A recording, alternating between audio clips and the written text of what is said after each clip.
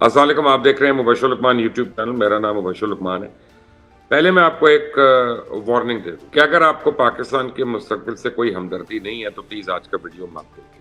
اگر آپ کو یہ لگتا ہے کہ پاکستان کبھی ترقی نہیں کر سکتا تو پلیز آج کا ویڈیو مت دیکھیں. اگر آپ کو یہ لگتا ہے کہ پاکستان ترقی کرے گا تو آپ کو خوشی نہیں ہوگی تو آج کا ڈیفینیٹلی ویڈیو آپ کے لیے نہیں ہے.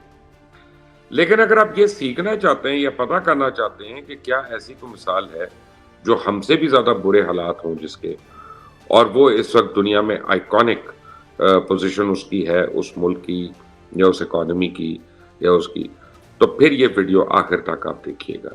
یہ آپ کے لیے پھر بڑا ضروری ہوگا. لیکن آپ کو میں ریکویسٹ کروں گا اس سے پہلے کہ آپ نے اگر ابھی تک اس چینل کو سبسکرائب نہیں کیا تو پلیز کر لیں، بیل آئیکن کو پریس کر لیں تاکہ مزید اپڈیٹس ہیں وہ آپ کو ٹائملی ملتی ہیں.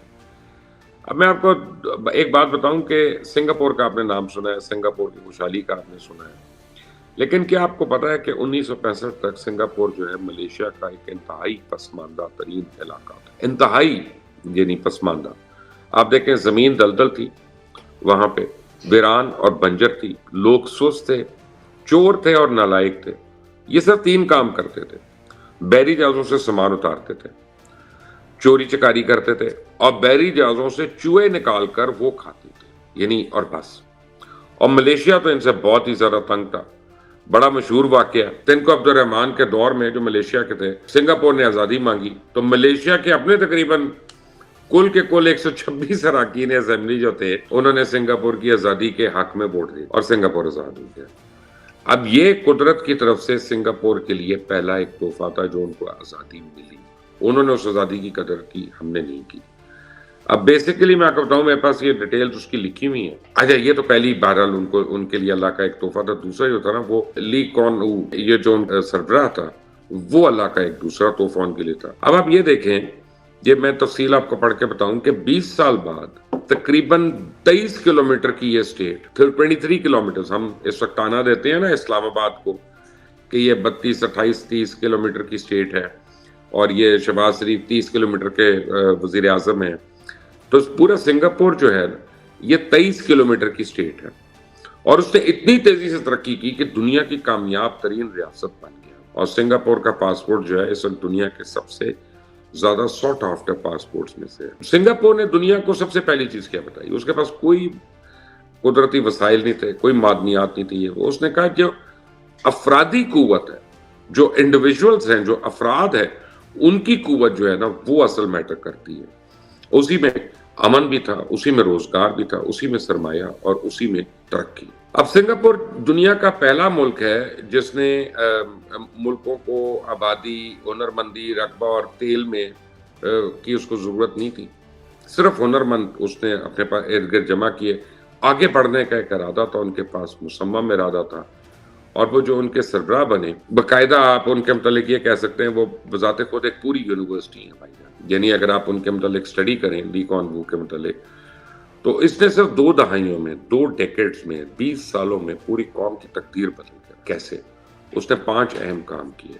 وزیر اعظم لی نے سب سے پہلے ملک میں امن قائم کیا، مذہب کو ذاتی مسئلہ کر دیا. ان کا ریلیجن اور اسٹیٹ جو ہیں یہ ایک ساتھ نہیں چلنے ہیں.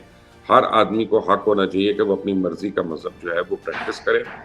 آپ مسلمان ہوں، سکھ ہوں، عیسائی ہوں، بدھ مت ہوں، ہندو ہوں، غرض کوئی بھی، مسجد کے ساتھ چرچ بھی ہوگا، مندر بھی ہوگا، ٹیمپل بھی ہوگا. اور یہ اعلان کر دیا کہ کوئی شخص کسی شخص کے مذہب کے بارے میں کوئی سوال نہیں اٹھائے گا، اور ایک مذہب کا پیروکار جو ہے وہ دوسرے مذہب کی عبادت گاہ میں نہ صرف جا سکے گا بلکہ اس پہ کوئی اعتراض بھی نہیں کرے گا، نہ اس کو زبردستی تبلیغ کرے گا. ہم اس سے اختلاف کر سکتے ہیں لیکن جو انہوں نے رول بنایا میں آپ کو وہ بتا رہا ہوں.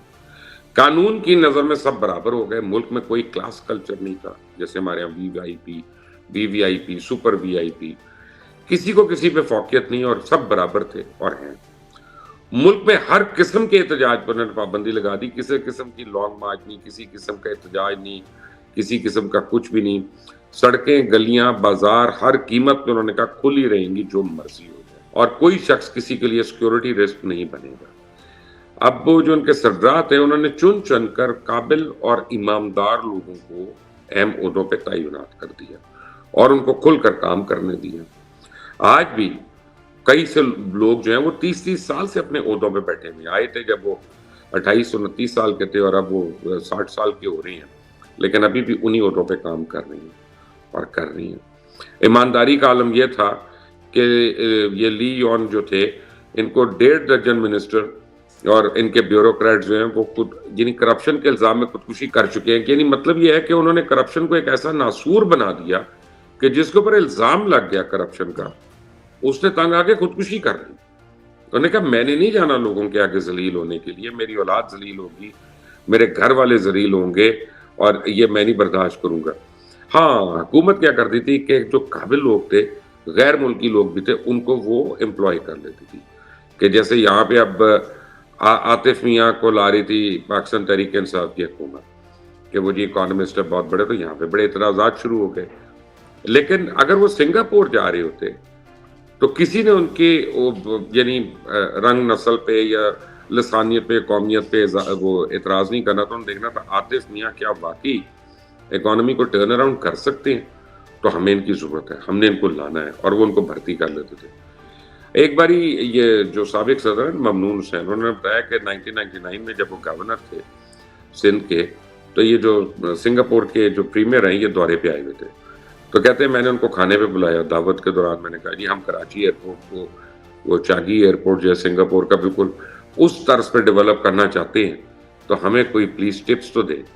تو کہتے ہیں میری بات سن کر وہ کافی دیر ہنستے رہے بھائی صاحب، کہنے لگے آپ کیپٹن سعید سے رابطہ کریں۔ انہوں نے کہا وہ پاکستانی بھی ہیں اور کراچی کے شہری بھی ہیں، ہم نے ان کی مدد لے کے اپنا ایئرپورٹ جو ہے اس کو ہم نے اتنا ڈیولپ کر لیا۔ ممنون حسین یہ سن کر شرمندہ ہو گئے کہ ان کو پتہ ہی نہیں تھا اس کا، اور وہ لی کون کا اپنا شکل دیکھتے رہے۔ اب لی کون جو ہے اس نے اپنے پورے ملک کو دنیا کے لیے بزنس کے لیے کھولا، کوئی بھی آ سکتا تھا وہاں پہ، ملک میں کام کر سکتا تھا، صرف کی ایک شرط تھی کہ یا پیسہ لائے یا تجربہ، یعنی یہ بھی نہیں کہ آپ خالی کھلی آ رہے ہیں اور یہاں پہ پروجیکٹس دے رہے ہیں اور وہ بغیر ٹکے کے آپ جو ہے یہاں سے کروڑوں اربوں ڈالر جو ہے وہ پھر فلائٹس میں آپ اسپین جا رہی ہیں آپ وہ لے کے۔ بھارت کے ایک مسلمان تھے مشتاق احمد، انہوں نے 1991 میں سنگاپور میں ایک المصطفیٰ سٹور بنایا، اب یہ ایک بہت بڑا کمپلیکس بن چکا ہے۔ مشتاق احمد جو ہیں وہ نیت بزنس مین ہیں، کم منافع لے رہے تھے، کوالٹی پہ زیادہ یقین رکھتے تھے، اب تک وہ کھرب پتی بن چکے ہیں، اسے آج تک کسی نے تنگ نہیں کیا۔ وہ کہتے ہیں جی اب وہ اکیلا آدمی نہیں ہے یہاں پہ، اس طرح کی سینکڑوں مثالیں ہیں وہاں پہ کہ جو بزنس مین جاتا تھا نہ اس کو کوئی ادارہ تنگ کرتا تھا، نہ اس کو کوئی حکومت تنگ کرتی تھی، نہ اس کو کاروباری تنگ کرتا تھا، نہ کوئی اور لوگوں کے لیے وہ ایک روشن کی مثال ہے۔ جو لی کون یو تھے انہوں نے تعلیم اور ہنر مندی پہ خصوصی توجہ دی، اور سنگاپور کے تعلیمی ادارے جو ہیں محض تعلیمی ادارے نہیں ہیں، یہ ہنر مند اور اہلیت کی آپ سمجھے لیبارٹریز ہیں، لیبز ہیں۔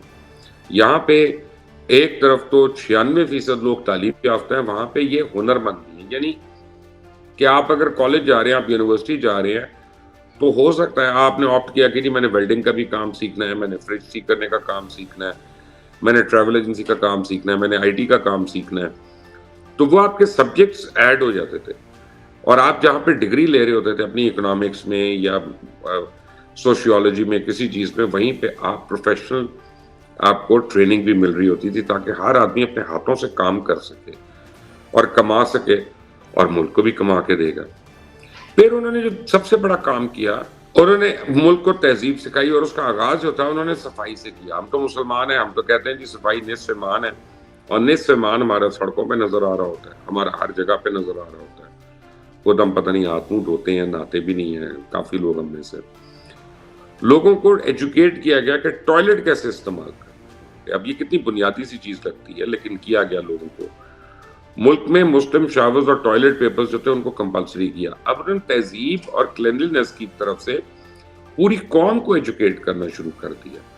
ہاتھوں کی صفائی کو قانون بنا دیا، تھوکنے پہ پابندی لگ گئی، یعنی اگر آپ تھوکتے ہیں، جو ہم گلی گلی تھوکتے ہیں، اس کو پابندی کر دی گئی۔ سنگاپور دنیا کا واحد ملک ہے جہاں آج بھی سڑک پہ تھوکنے یا پان کی پیک گرانے یا ناک صاف کرتے ہوئے اگر آپ پکڑے جائیں تو آپ سیدھا جیل جاتے ہیں۔ بیچ میں راستہ کوئی نہیں ہے، کوئی روکتا نہیں ہے، کوئی سفارش نہیں ہے، کوئی کچھ نہیں ہے، آپ نے سیدھا جیل جانا ہے۔ اللہ اللہ خیر صلی اللہ۔ لہٰذا اب آپ کو پورے ملک میں کوئی شخص گلا صاف کرتا ہوا، کھنگارتا ہوا یا تھوکتا ہوا نظر نہیں آئے گا۔ آپ کو یہ جان کے بھی حیرانی ہوگی کہ اس کے باوجود اب اس پابندی کے بعد سنگاپور کے لوگ کہتے ہیں جی ہمیں تو تھوکنے کی خواہش ہی نہیں ہے۔ مزید ان کا یہ خیال تھا کہ سگریٹ، پان اور چوئنگ گم گند پھیلاتے ہیں، لہٰذا انہوں نے اس کے اوپر بھی پابندی لگا دی۔ سنگاپور میں سگریٹ جو ہیں انتہائی مہنگے ہیں، آپ کی سوچ ہے کہ وہ ٹبیکو کتنا مہنگا، اور پی نہیں سکتے، آپ سڑکوں پہ نہیں پی سکتے۔ میں نے خود ایک دفعہ بہت سال پہلے کی بات ہے، سنگاپور میں سڑک پہ سگریٹ پیتے ہوئے کسی کو دیکھا، اس نے جیب سے ایسے نکالی اور اس میں ایش پھینک رہا تھا ساتھ ساتھ، اور وہ اسی طرح لے گیا اس کو، کیونکہ اس کو پتا تھا کہ ایش گرے گی نا تو وہ پکڑا جائے گا۔ اب تو مجھے پتا چلا ہے کہ پبلک پلیسز پہ بھی پابندی ہے ہر جگہ پہ، تو کافی مشکل ہے وہاں پہ سگریٹ پینا، کہ اگر آپ پکڑ کے کھڑے بھی ہوں تو پولیس آپ کو پکڑ لیتی ہے۔ چوئنگم آج بھی پابندی ہے، آپ اس ملک میں چوئنگم نہیں لے کے جا سکتے کہ آپ کو پتا ہے گن ہر جگہ پہ پھیلے گا۔ پھر انہوں نے انفراسٹرکچر کا ایک جال بچھایا ہے جس میں ہائی ویز ہے، میٹروز ہے، پل ہیں، اس وقت بنے جب ایسٹ میں یعنی مشرق میں ان چیزوں کا تصور بھی نہیں تھا۔ وہاں پہ پینے کا پانی جو صاف پانی وہ حکومت پرووائڈ کرتی ہے، آپ کسی بھی ٹوٹی سے جائیں اور کھولیں اور اس سے پانی پی لیں، اینڈ اٹ از سیف۔ وہاں پہ آئی ایل او کی ایک کانفرنس تھی، آئی ایل او کی کانفرنس میں کسی ٹیبل پہ کسی ڈیلیگیٹ کے آگے یہ منرل واٹر کی بوتل نہیں تھی۔ ان کو پتا تھا کہ آپ جائیں سائڈ سے، آپ نلکا کھولیں، گلاس سے پانی پی لیں، وہ بالکل صاف پانی ہوگا، اتنا ہی ہوگا۔ بجلی اور گیس کی لوڈ شیڈنگ کا تصور نہیں، تاہم وسائل کی بچت جو ہے نا وہ ضرور کی جاتی ہے۔ مثلا فالتو لائٹس یا جلنے والی یا چلنے والی چیزیں جو بھی ہیں، چولہا، اس کو وہ لوگ گناہ سمجھتے ہیں باقاعدہ۔ اگر اس ملک کو آپ نے چلانا ہے، پاکستان کو، تو آپ کو انہی خطوط پہ چلانا پڑے گا کہ آپ کا معدنی آتے ہیں، آپ کے پاس سونا ہے، آپ کے پاس کاپر ہے، آپ کے پاس پتہ نہیں کیا کیا ہے، لیکن ہم ہر جگہ کشکول اٹھا کے پھرتے رہتے ہیں۔ ویری کوئک اپڈیٹ آن سنگاپور کہ 4 ملین کی آبادی ہے اور 11 لاکھ لوگ وہاں پہ کام کرتے ہیں، باقی بچے، عورتیں، کچھ بوڑھے، یعنی وہ اس طرح سے جو ورکنگ پاپولیشن ہے وہ 11 لاکھ کے قریب ہے۔ اور ان کا جو ٹرن اوور ہے، ان کا جو جی ڈی پی ہے وہ تقریباً $250 بلین سے زیادہ ہے، $250 بلین پر اینم سے زیادہ ہے۔ یعنی اگر آپ تمام مسلم ممالک کو اور امت مسلمہ کو اکٹھا کر لیں اور آپ تیل کی قیمت باہر نکال دیں تو ان کا 1.5 بلین مسلمانوں سے ان 11 لاکھ لوگوں کا جو ان کی پروڈکٹیوٹی ہے وہ ہم سے زیادہ ہے۔ ہم نے اس طرح اگر ملک کو چلانا ہے تو یہ ملک بچے گا، ورنہ میں آپ کو کئی دن سے بتا رہا ہوں، اس ملک کو ہم نے آگ کے اندر جھونکا ہوا ہے، اس کو ہم تندور کے اندر دے رہے ہیں، اور ہماری کوشش ہے کہ ہم روز بروز اس کو مزید سے مزید نقصان پہنچائیں۔ ہمیں کیا کرنا ہے اپنے لیے یہ تو آپ مجھ سے بہتر جانتے ہیں، لیکن کیا ہم تیار ہیں؟ اس کا جواب بھی آپ نے ہی دینا ہے۔ Until the next time, اللہ حافظ۔ MKM کی اپنی مقبولیت خود اپنے حلقہ احباب میں سوالیہ نشان ہے، جس کی وجہ وہ خاموش ووٹر ہے جو آج بھی بانی متحدہ الطاف حسین سے جڑا ہوا ہے۔ MKM کے تمام دھڑے ایک کرنے کی آڑ میں عجیب گیم کھیلی جا رہی ہے۔ حکمرانوں کو سیاسی مفاد پرستی عزیز ہے، نہ کہ عوامی مفاد اور قومی مفاد۔ ہر کوئی حکومت بچانے یا پھر گئی ہوئی حکومت واپس پانے کی خواہش میں جل رہا ہے۔ بسم اللہ الرحمن الرحیم، السلام علیکم، میں ہوں عبدالرؤف اور آپ دیکھ رہے ہیں باغی ٹی وی۔ پاکستان کے حالات ایسے موڑ پر پہلے کبھی نہیں پہنچے تھے۔ رد الفساد سے لے کر ضرب عرض تک بہت آپریشن ہوئے، ہر آپریشن نے کامیابیاں حاصل کی، لیکن وقت نے بتایا کہ وہ کامیابیاں وقتی تھیں، وہ خوشیاں عارضی تھیں۔ یہ ناگ پھر سر اٹھانے لگتے ہیں۔ اس دفعہ معاملہ بہت نازک ہے۔ ایک طرف آپریشن ناگزیر ہے تو دوسری طرف خالی خزانہ قوم کا منہ چڑھا رہا ہے۔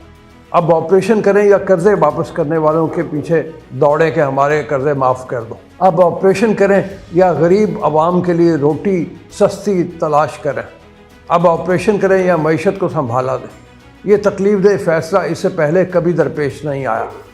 اب ہمیں ایک مختلف نو فیصلہ درپیش ہے۔ موجودہ معاشی حالات میں اب جب غریب کا چولہا بجھ گیا، جب فلاح کے سارے وعدے خام ہو گئے ہیں، تو ایسے میں مستقبل کی فکر کرنے کی فرصت کیسے ہے؟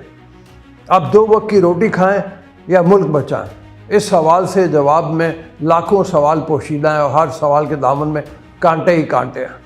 بے روزگاری کی حالت یہاں تک پہنچ چکی ہے کہ اعلیٰ تعلیم یافتہ لوگ بھی معمولی سے معمولی چند ہزار کی نوکری کے لیے مارے پھر رہے ہیں۔ بڑھتی آبادی اور روز روز کے دھرنوں کے تناظر میں اسلام آباد پولیس میں وفاقی حکومت نے 1600 کانسٹیبلز کی بھرتی کا فیصلہ کیا۔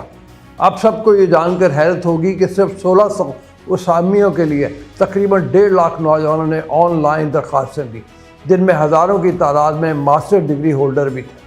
ہم جانتے ہیں کہ ایک کانسٹیبل کی تنخواہ کتنی قلیل اور ڈیوٹی کتنی مشکل ہے۔ انہیں جون جولائی کی شدید گرمی کی دوپہر میں یا پھر دسمبر کی سرد راتوں میں چیک پوسٹ پر کھڑا رہ کر ایسے عالم میں ڈیوٹی دینا پڑتی ہے کہ کسی بھی وقت کوئی خودکش حملہ آور آ کر ان کے ساتھ چمٹ سکتا ہے یا پھر وہ کسی کی نامعلوم گولی کا نشانہ بن سکتا ہے۔ پولیس کانسٹیبل اپنے گھر اور بچوں سے مہینوں دور رہتا ہے۔ اب اگر جان خطرے میں ڈالنے والی اور کم تنخواہ والی کانسٹیبل کی 1600 اسامیوں کے لیے 1.5 لاکھ نوجوان، جن میں اعلیٰ تعلیم یافتہ نوجوان بھی شامل سے درخواستیں دیتے ہیں، تو اس سے اندازہ لگایا جا سکتا ہے کہ اس ملک میں بے روزگاری کی حالت کیا ہے۔ 1.5 لاکھ یہ جو نوجوان ہیں، ان کی اسکروٹنی کی گئی۔ قد، چھاتی اور دوڑ کے مقابلوں میں جنہوں نے رہ جانا تھا وہ باہر رہ گئے اور 28,000 کے قریب امیدوار باقی بچے۔ وہی ادارہ شماریات نے بھی خوفناک حقائق پر مبنی دسمبر کی رپورٹ جاری کی ہے، جو کہ خطرے کی گھنٹی بجا رہی ہے۔ دسمبر کے دوران ملکی تجارتی خسارے میں 2.36% اضافہ ہوا اور برآمدات 3.64% اور درآمدات 0.41% کم رہیں۔ ادارہ شماریات نے ماہانہ تجارتی اعداد و شمار جاری کر دی ہے۔ ادارہ شماریات کے مطابق ماہانہ بنیاد پر دسمبر کی ملکی برآمدات 2.30 کروڑ رہیں، جبکہ درآمدات 3.10 کروڑ ریکارڈ کی گئی۔ اعداد و شمار کے مطابق دسمبر میں سالانہ بنیاد پر تجارتی خسارے میں 40.68% کمی آئی۔ سالانہ کی بنیاد پر ماہ دسمبر کے دوران درآمدات 31.91% اور برآمدات 16.64% کم ہوئی۔ جولائی تا دسمبر تجارتی خسارے میں 32.63% کمی ریکارڈ کی گئی۔ 6 ماہ کے دوران درآمدات 22.3% کمی کے ساتھ 31.38 کروڑ رہیں، جبکہ برآمدات 5.79% کمی کے ساتھ 14.24 کروڑ رہیں۔ ان خطرناک حالات میں افسوس یہ ہے کہ حکمرانوں کو سیاسی مفاد پرستی عزیز ہے، نہ کہ عوامی مفاد اور قومی مفاد۔ ہر کوئی حکومت بچانے یا پھر گئی ہوئی حکومت واپس پانے کی خواہش میں جل رہا ہے۔ کسی کو پرواہ نہیں کہ عوام کس آگ میں جل رہے ہیں اور ملک کی بنیادیں ہل چکی ہیں۔ پاکستان میں خود کو معیشت کے سقراط اور ارسطو سمجھنے والے معاشی ماہرین کی جماعت تحریک انصاف کی حالت یہ ہے کہ ان کے ہاں معاشی نظام کو لے کر بھی اختلافات پائے جاتے ہیں۔ عمران خان کے معاشی پلان اور پی ٹی آئی رہنماؤں کے دیے گئے بیانات میں تضاد پایا جانے لگا ہے۔ سابق وزیر اعظم عمران خان کہتے ہیں کہ IMF کے پاس جانے کا اگر فیصلہ کیا جائے تو ان کا حکم ماننا پڑتا ہے اور پھر اپنے فیصلے خود نہیں کر سکتے، خود مختاری کا ایشو پیدا ہوتا ہے۔ دوسری جانب ایک انٹرویو میں پارٹی رہنما فواد چودھری نے کہا کہ دوسری بار PTI کی حکومت آئی تو IMF کے پاس تو جانا ہی پڑے گا۔ فواد چودھری نے کہا کہ پنجاب اسمبلی کا اجلاس 11 کے بجائے 9 جنوری کو اس لیے بلایا تاکہ اعتماد کا ووٹ لے کر عدالت جائیں۔ اعتماد کا ووٹ لینے کے بعد اسمبلیاں توڑنے کا مرحلہ آئے گا۔ سیاسی رہنماؤں کو اس وقت اسمبلیاں بچانے اور نئے سیاسی پروجیکٹس کو لانچ کرنے سے فرصت نہیں، اور عوام جو ہیں وہ اس وقت معیشت، امن و امان سمیت سیلاب سے جو تباہی ہوئی ہے ایسی مشکلات کا سامنا کر رہے ہیں۔ ملک کے سب سے بڑے شہر کراچی میں اس وقت عجیب سیاسی ماحول بنا ہوا ہے، جہاں MKM کے تمام دھڑے ایک کرنے کی آڑ میں عجیب گیم کھیلی جا رہی ہے۔ پاک سرزمین پارٹی نے MKM میں شمولیت کے معاملے پر آج جنرل ورکرز اجلاس طلب کر لیا، جس میں MKM کے احتجاج میں شرکت اور پارٹی میں شمولیت کے پر کارکنوں کی رائے لیے جانے کا امکان ہے۔ گزشتہ روز MKM کا وفد پاک سرزمین پارٹی کے مرکز پاکستان ہاؤس آیا تھا، جہاں وفد نے مصطفیٰ کمال کو 9 جنوری کو احتجاج میں شرکت اور پارٹی میں شمولیت کی دعوت دی تھی۔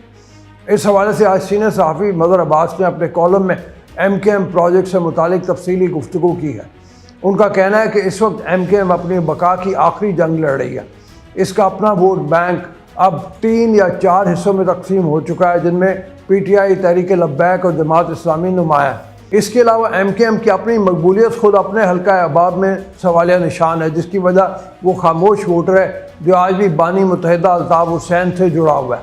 बज़ाहिर इदारों का रवैया MKM लंदन के बारे में अब भी खासा सख्त है, जिसका अंदाज़ा इससे लगाया जा सकता है कि वो मादी की MKM और अल्ताफ हुसैन की हर निशानी को ख़त्म करना चाहते हैं, चाहे वो अजीज़ाबाद में इनकी रिहाइशगाह 90 हो, 90 यानी जो ऑफिस है, और या खुर्शीद महल हॉल हो, जना पार्क हो या यादगार शोहदा। मदर अब्बास लिखते हैं कि नए MKM प्रोजेक्ट को चंद शराइत भी दी गई हैं। शराइत में शामिल है कि राब्ता कमेटी जल्द ख़त्म की जाएगी, माजी की तरह कोई तंजीमी सेंटर यूनिट इंचार्ज नहीं होंगे, ना ही अलखिदमत फाउंडेशन को माजी की तरह चंदा जमा करने की इजाज़त होगी।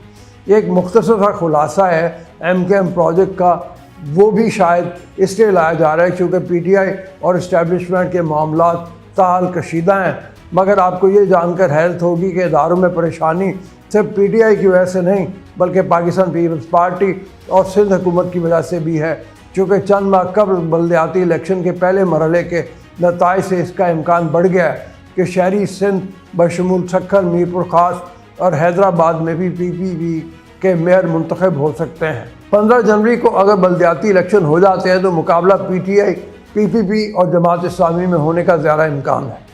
MKM प्रोजेक्ट की असल वजह माजी के प्रोजेक्ट पाक सरजमीन पार्टी PSP की 2016 के बाद से इंतखाबी नाकामी है।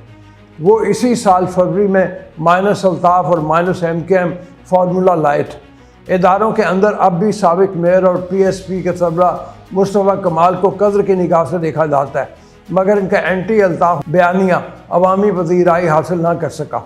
दूसरी तरफ 22 अगस्त से पैदा शुदा सूरत हाल को ताकतवर हलकों ने इस बेदर्दी से इस्तेमाल किया, जिससे MKM लंदन और अल्ताफ के लिए हमदर्दियाँ ज़्यादा पैदा होने लगी। एक तरफ MKM प्रोजेक्ट पर काम जारी है, वहाँ पंजाब की सूरत हाल सियासी तौर पर बहरान का शिकार है, और साथ साथ बलूचिस्तान और KPK में अमन और अमान के मसाइल संगीन हो चुके हैं, जो कि अब आलमी दुनिया में भी इस बात का इदराक आ गया है कि पाकिस्तान को 2013 से पहले वाले मसाइल का सामना हो रहा है। इसी हवाले से अमेरिका ने भी एक बयान जारी किया। अमेरिकी महकमा खारजा के तर्जुमान नेड प्राइस ने कहा है कि दहशतगर्दी के ख़िलाफ़ दिफा करना पाकिस्तान का हक़ है। पाकिस्तानी अवाम ने दहशतगर्द हमलों से शदीद नुकसान उठाया है। वाशिंगटन में ब्रीफिंग देते हुए नेड प्राइस ने कहा कि तालिबान को कहा जाए कि वो अपने वादों को पूरा करें, अफ़गान सरजमीन दहशतगर्दी के लिए लॉन्चिंग पैड के तौर पर इस्तेमाल ना हो। नेड प्राइस का कहना था कि हम जायज़ा ले रहे हैं कि तालिबान के फ़ैसलों के ख़िलाफ़ क्या इक़दाम लिए जा सकते हैं। अमरीकी महकमा खारजा के तर्जुमान ने खबरदार किया कि ये पहले ही कह चुके हैं कि अमेरिका की तरफ से रिस्पॉन्स दिया जाएगा। बहरहाल उम्मीद तो यही की जा रही है, दुआ भी है कि नया साल जिस कदर चैलेंजेस के साथ आए, इसका इख्तिताम इतना ही पुरसकून हो और मुल्क के मसाइल पर काबू पाने के लिए कोई मिसाक काम आ जाए। अब तक के लिए इतना ही। जाने से पहले आपसे गुजारिश है कि चैनल को सब्सक्राइब करें, वीडियो को लाइक करें, शेयर करें और कमेंट सेक्शन में अपना फीडबैक ज़रूर दें। अल्लाह आपका हामी और नासिर हो।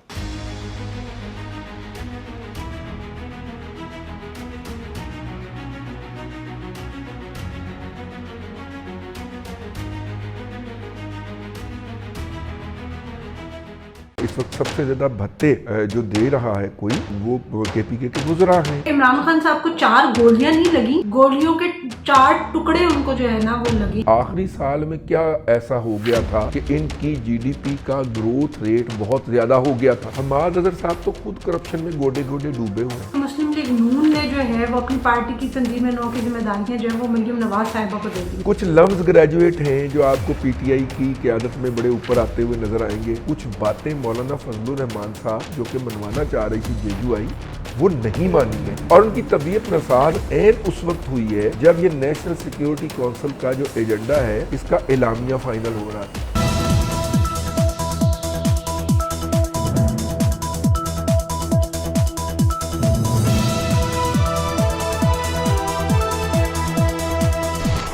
अस्सलाम वालेकुम नाज़रीन, प्रोग्राम बात से बात के साथ मैं हूं आपकी मेज़बान अफीफा राव और मेरे साथ मौजूद है मुल्क के नामवर तजिया का रिजवान रजी साहब।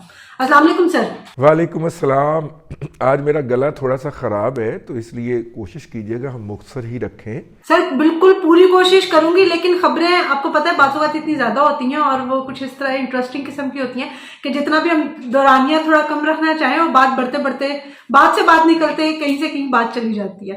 تو لیکن آج سب سے پہلے جو خبر میں آپ کے ساتھ ڈسکس کرنا چاہ رہی تھی وہ یہ ہے کہ نیشنل سیکیورٹی کمیٹی کا جو اجلاس ہے اس کا اعلامیہ بھی جاری ہو گیا ہے. وزیر اعظم شہباز شریف نے بھی کہہ دیا کہ جی سیکیورٹی کے حوالے سے نو ٹالرنس پالیسی جو ہے وہ اپنائی جائے گی.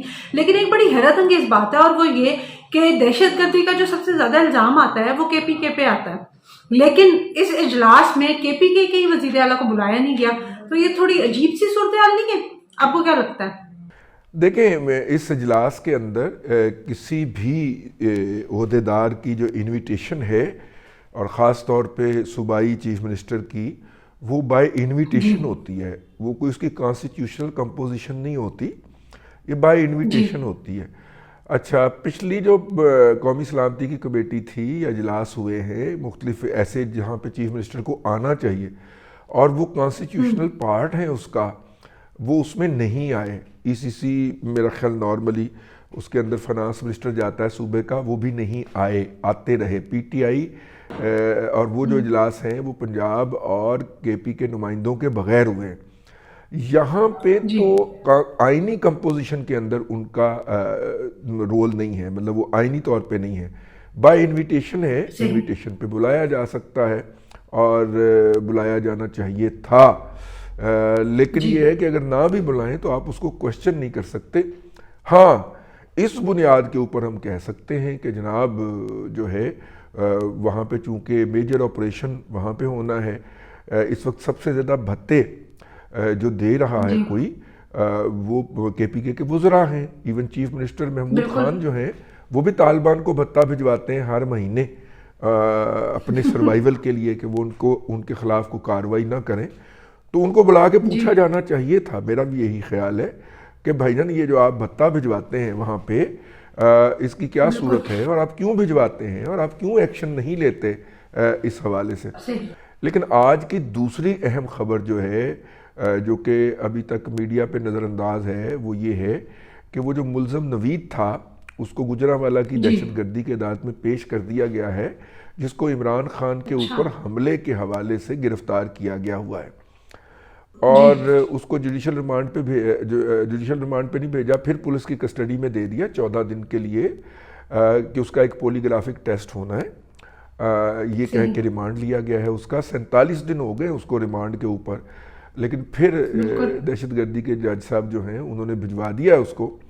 لیکن اس میں جو بڑی امپورٹنٹ بات سامنے آئی ہے کہ وہاں پہ وہ جو گوندل بیچارہ مارا گیا تھا موقع کے اوپر، اس کو جو گولی لگی ہے وہ ملزم کے پستول سے نہیں چلی، اور وہ گولی جو ہے یہ جے آئی ٹی کی رپورٹ بتا رہا ہوں، وہ گولی جو ہے کسی ایسی بندوق سے چلی ہے جو کہ عمران صاحب کے باڈی گارڈز کے پاس تھی. اس طرح کی کوئی بندوق ہے جس سے وہ گولی چلی ہے. یہ جے آئی ٹی کی رپورٹ ہے جو عدالت میں پیش ہوئی ہے. اور اسی بنیاد اچھا سر، جے آئی ٹی کی رپورٹ سے ہی ایک خبر سوشل میڈیا پہ یہ بھی گردش کر رہی ہے کہ عمران خان صاحب کو 4 گولیاں نہیں لگیں، گولیوں کے 4 ٹکڑے ان کو جو ہے نا وہ لگے ہیں. کوئی بھی ڈیفرنٹ گولی کے بھی ہو سکتے ہیں، کسی ایک گولی کے بھی ہو سکتے ہیں. لیکن زیادہ امپورٹنٹ یہ ہے کہ وہ جو گوندل مارا گیا ہے، اچھا بائی دا وے عمران خان صاحب کے وہ جو باڈی گارڈ ہیں ان کی کسٹڈی نہیں دی گئی جے آئی ٹی کو نا، یا ان کو نہیں مہیا کیا گیا کہ ان سے کوسچن آنسر کر سکے. وہ تو جب مزید شروع ہوگا تو پھر پتہ چلے گا. لیکن یہ زیادہ بڑی خبر ہے، اور خبر تو یہ بھی ہے کہ جناب عمران احمد خان نیائی صاحب نے کوئی وائٹ پیپر شائع کیا ہے. وہ کیا ہے سلسلہ؟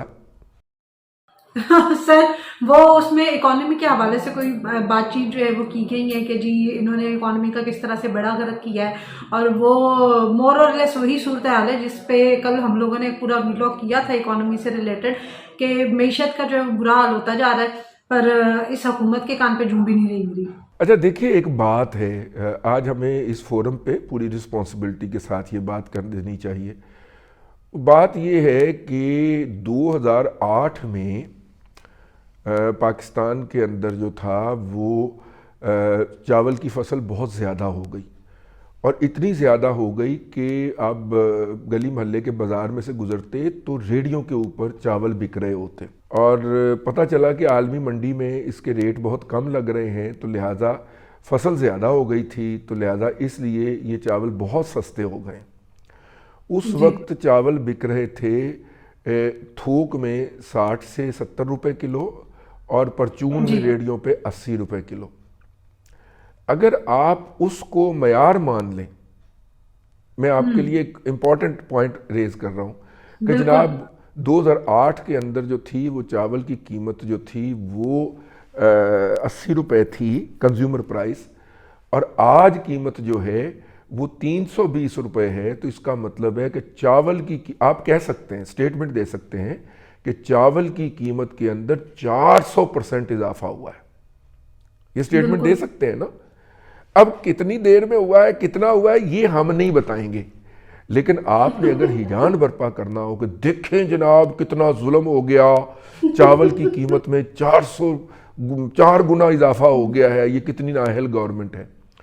موجودہ حکومت کا جو آج کا وائٹ پیپر ہے، یہ بنیادی طور پہ اسی طرح کا ایک گمک ہے۔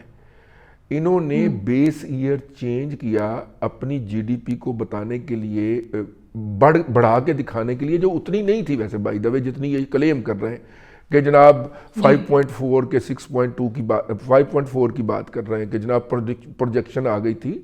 بیسیکلی آخری سال میں کیا ایسا ہو گیا تھا کہ ان کی جی ڈی پی کا گروتھ ریٹ بہت زیادہ ہو گیا تھا، اس لیے کہ شوکت ترین نے ان کو بتایا کہ اور تو کوئی طریقہ نہیں ہے، کیلکولیشن کا طریقہ بدلتے ہیں اور بیس ایئر چینج کر دیتے ہیں۔ بیس ایئر انہوں نے جا کے کر دیا پیپلز پارٹی کا آخری سال جو تھا، جس کے اندر اکانومی کا بیڑا گرک ہو گیا تھا، 18 گھنٹے لوڈ شیڈنگ ہو گئی تھی، تو اس کو بیس ایئر بنا کے اور جناب 2021-22 کی کیلکولیشن کر لی اور بتا دیا کہ جناب 2012 سے یہ ہمارا G D P growth rate 5.4% آ رہا تھا، وچ از رانگ۔ یہ گمک ہے۔ اور جن صاحب نے اس کے اوپر تقریر فرمائی ہے، جناب حماد اظہر صاحب تو خود کرپشن میں گوڈے گوڈے ڈوبے ہوئے ہیں۔ یہ انرجی کے وزیر تھے اور انہوں نے ایران سے ایل پی جی امپورٹ کر لی۔ ایران پہ معاشی پابندیاں ہیں، اور ان معاشی پابندیوں کے اندر اگر آپ ایران کے ساتھ ٹریڈ کریں گے تو آپ پہ بھی معاشی پابندیاں لگ جائیں گی۔ وہ ابھی تک پاکستان جو ہے وہ عالمی سطح کے اوپر اس کی صفائیاں دیتا پھر رہا ہے کہ جناب نہیں، وہ جہاز جو تھا ایل پی جی کا جو حماد اظہر نے منگوایا تھا، اور ان کا اعتراف قومی اسمبلی کے فورم پہ موجود ہے، انہوں نے کہا تھا کہ جناب وہ جہاز جو تھا وہ تو جی عراق کا تھا، جی عراق پہ تو پابندیاں نہیں ہیں، لیکن وہ دنیا کہتی ہے کہ وہ عراق کی ایل پی جی نہیں تھی، وہ ایران کی تھی اور سستی مل رہی تھی، ان صاحب نے منگوا لی تھی۔ آج ہمیں حماد اظہر بتا رہا ہے کہ اکانومی کی حالت بہت بری ہے۔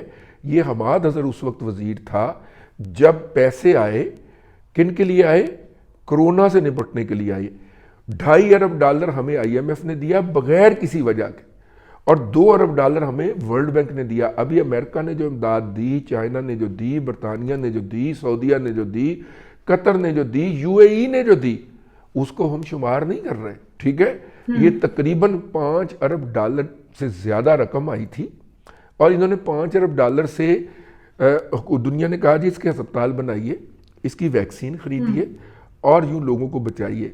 اب وہ اس کی اپنا کیا نام ہے، فواد چودھری کی تو وہ گفتگو جو اس نے لکھ کے عمر فاروق ظہور کے ساتھ دبئی میں کر رہا تھا کہ میں آپ کو ٹھیکہ لے کے دیتا ہوں ویکسین کا، اور ہم وہ ویکسین روکیں گے جو مفت میں آ رہی ہے۔ جی، جب ان کی یہ حالت بڑا اچھا ریٹ لے کے دیں گے، جب اس کی یہ حالت دیکھی تھی تو پھر ہمیں امریکہ نے ویکسین دینا شروع کر دی کہ یہ تو اپنے لوگوں کو مارنے لگے۔ پھر چائنا نے ہمیں مفت میں ویکسین دی، پھر رشیا نے ہمیں ویکسین بھجوائی، اور ان ویکسین کو ہم نے لوگوں کو لگا کے ان کی جان بچائی۔ بائی دا وے نیا جو ویریئنٹ آ رہا ہے اس کی ویکسین کوئی نہیں ہے، ہم تمام ناظرین سے کہیں گے احتیاط کریں، اور اس سے نیا جو کرونا کا ویریئنٹ ہے اس سے بچنے کی کوشش کریں۔ اور جو ہے اس دفعہ حکومت نے کوئی بھی جگہ نہ بند کرنے کا فیصلہ کیا ہے کہ تاکہ ہرڈ جو امیونٹی ہے وہ پیدا کی جا سکے، تمام لوگوں میں تھوڑی تھوڑی تقسیم ہو جائے۔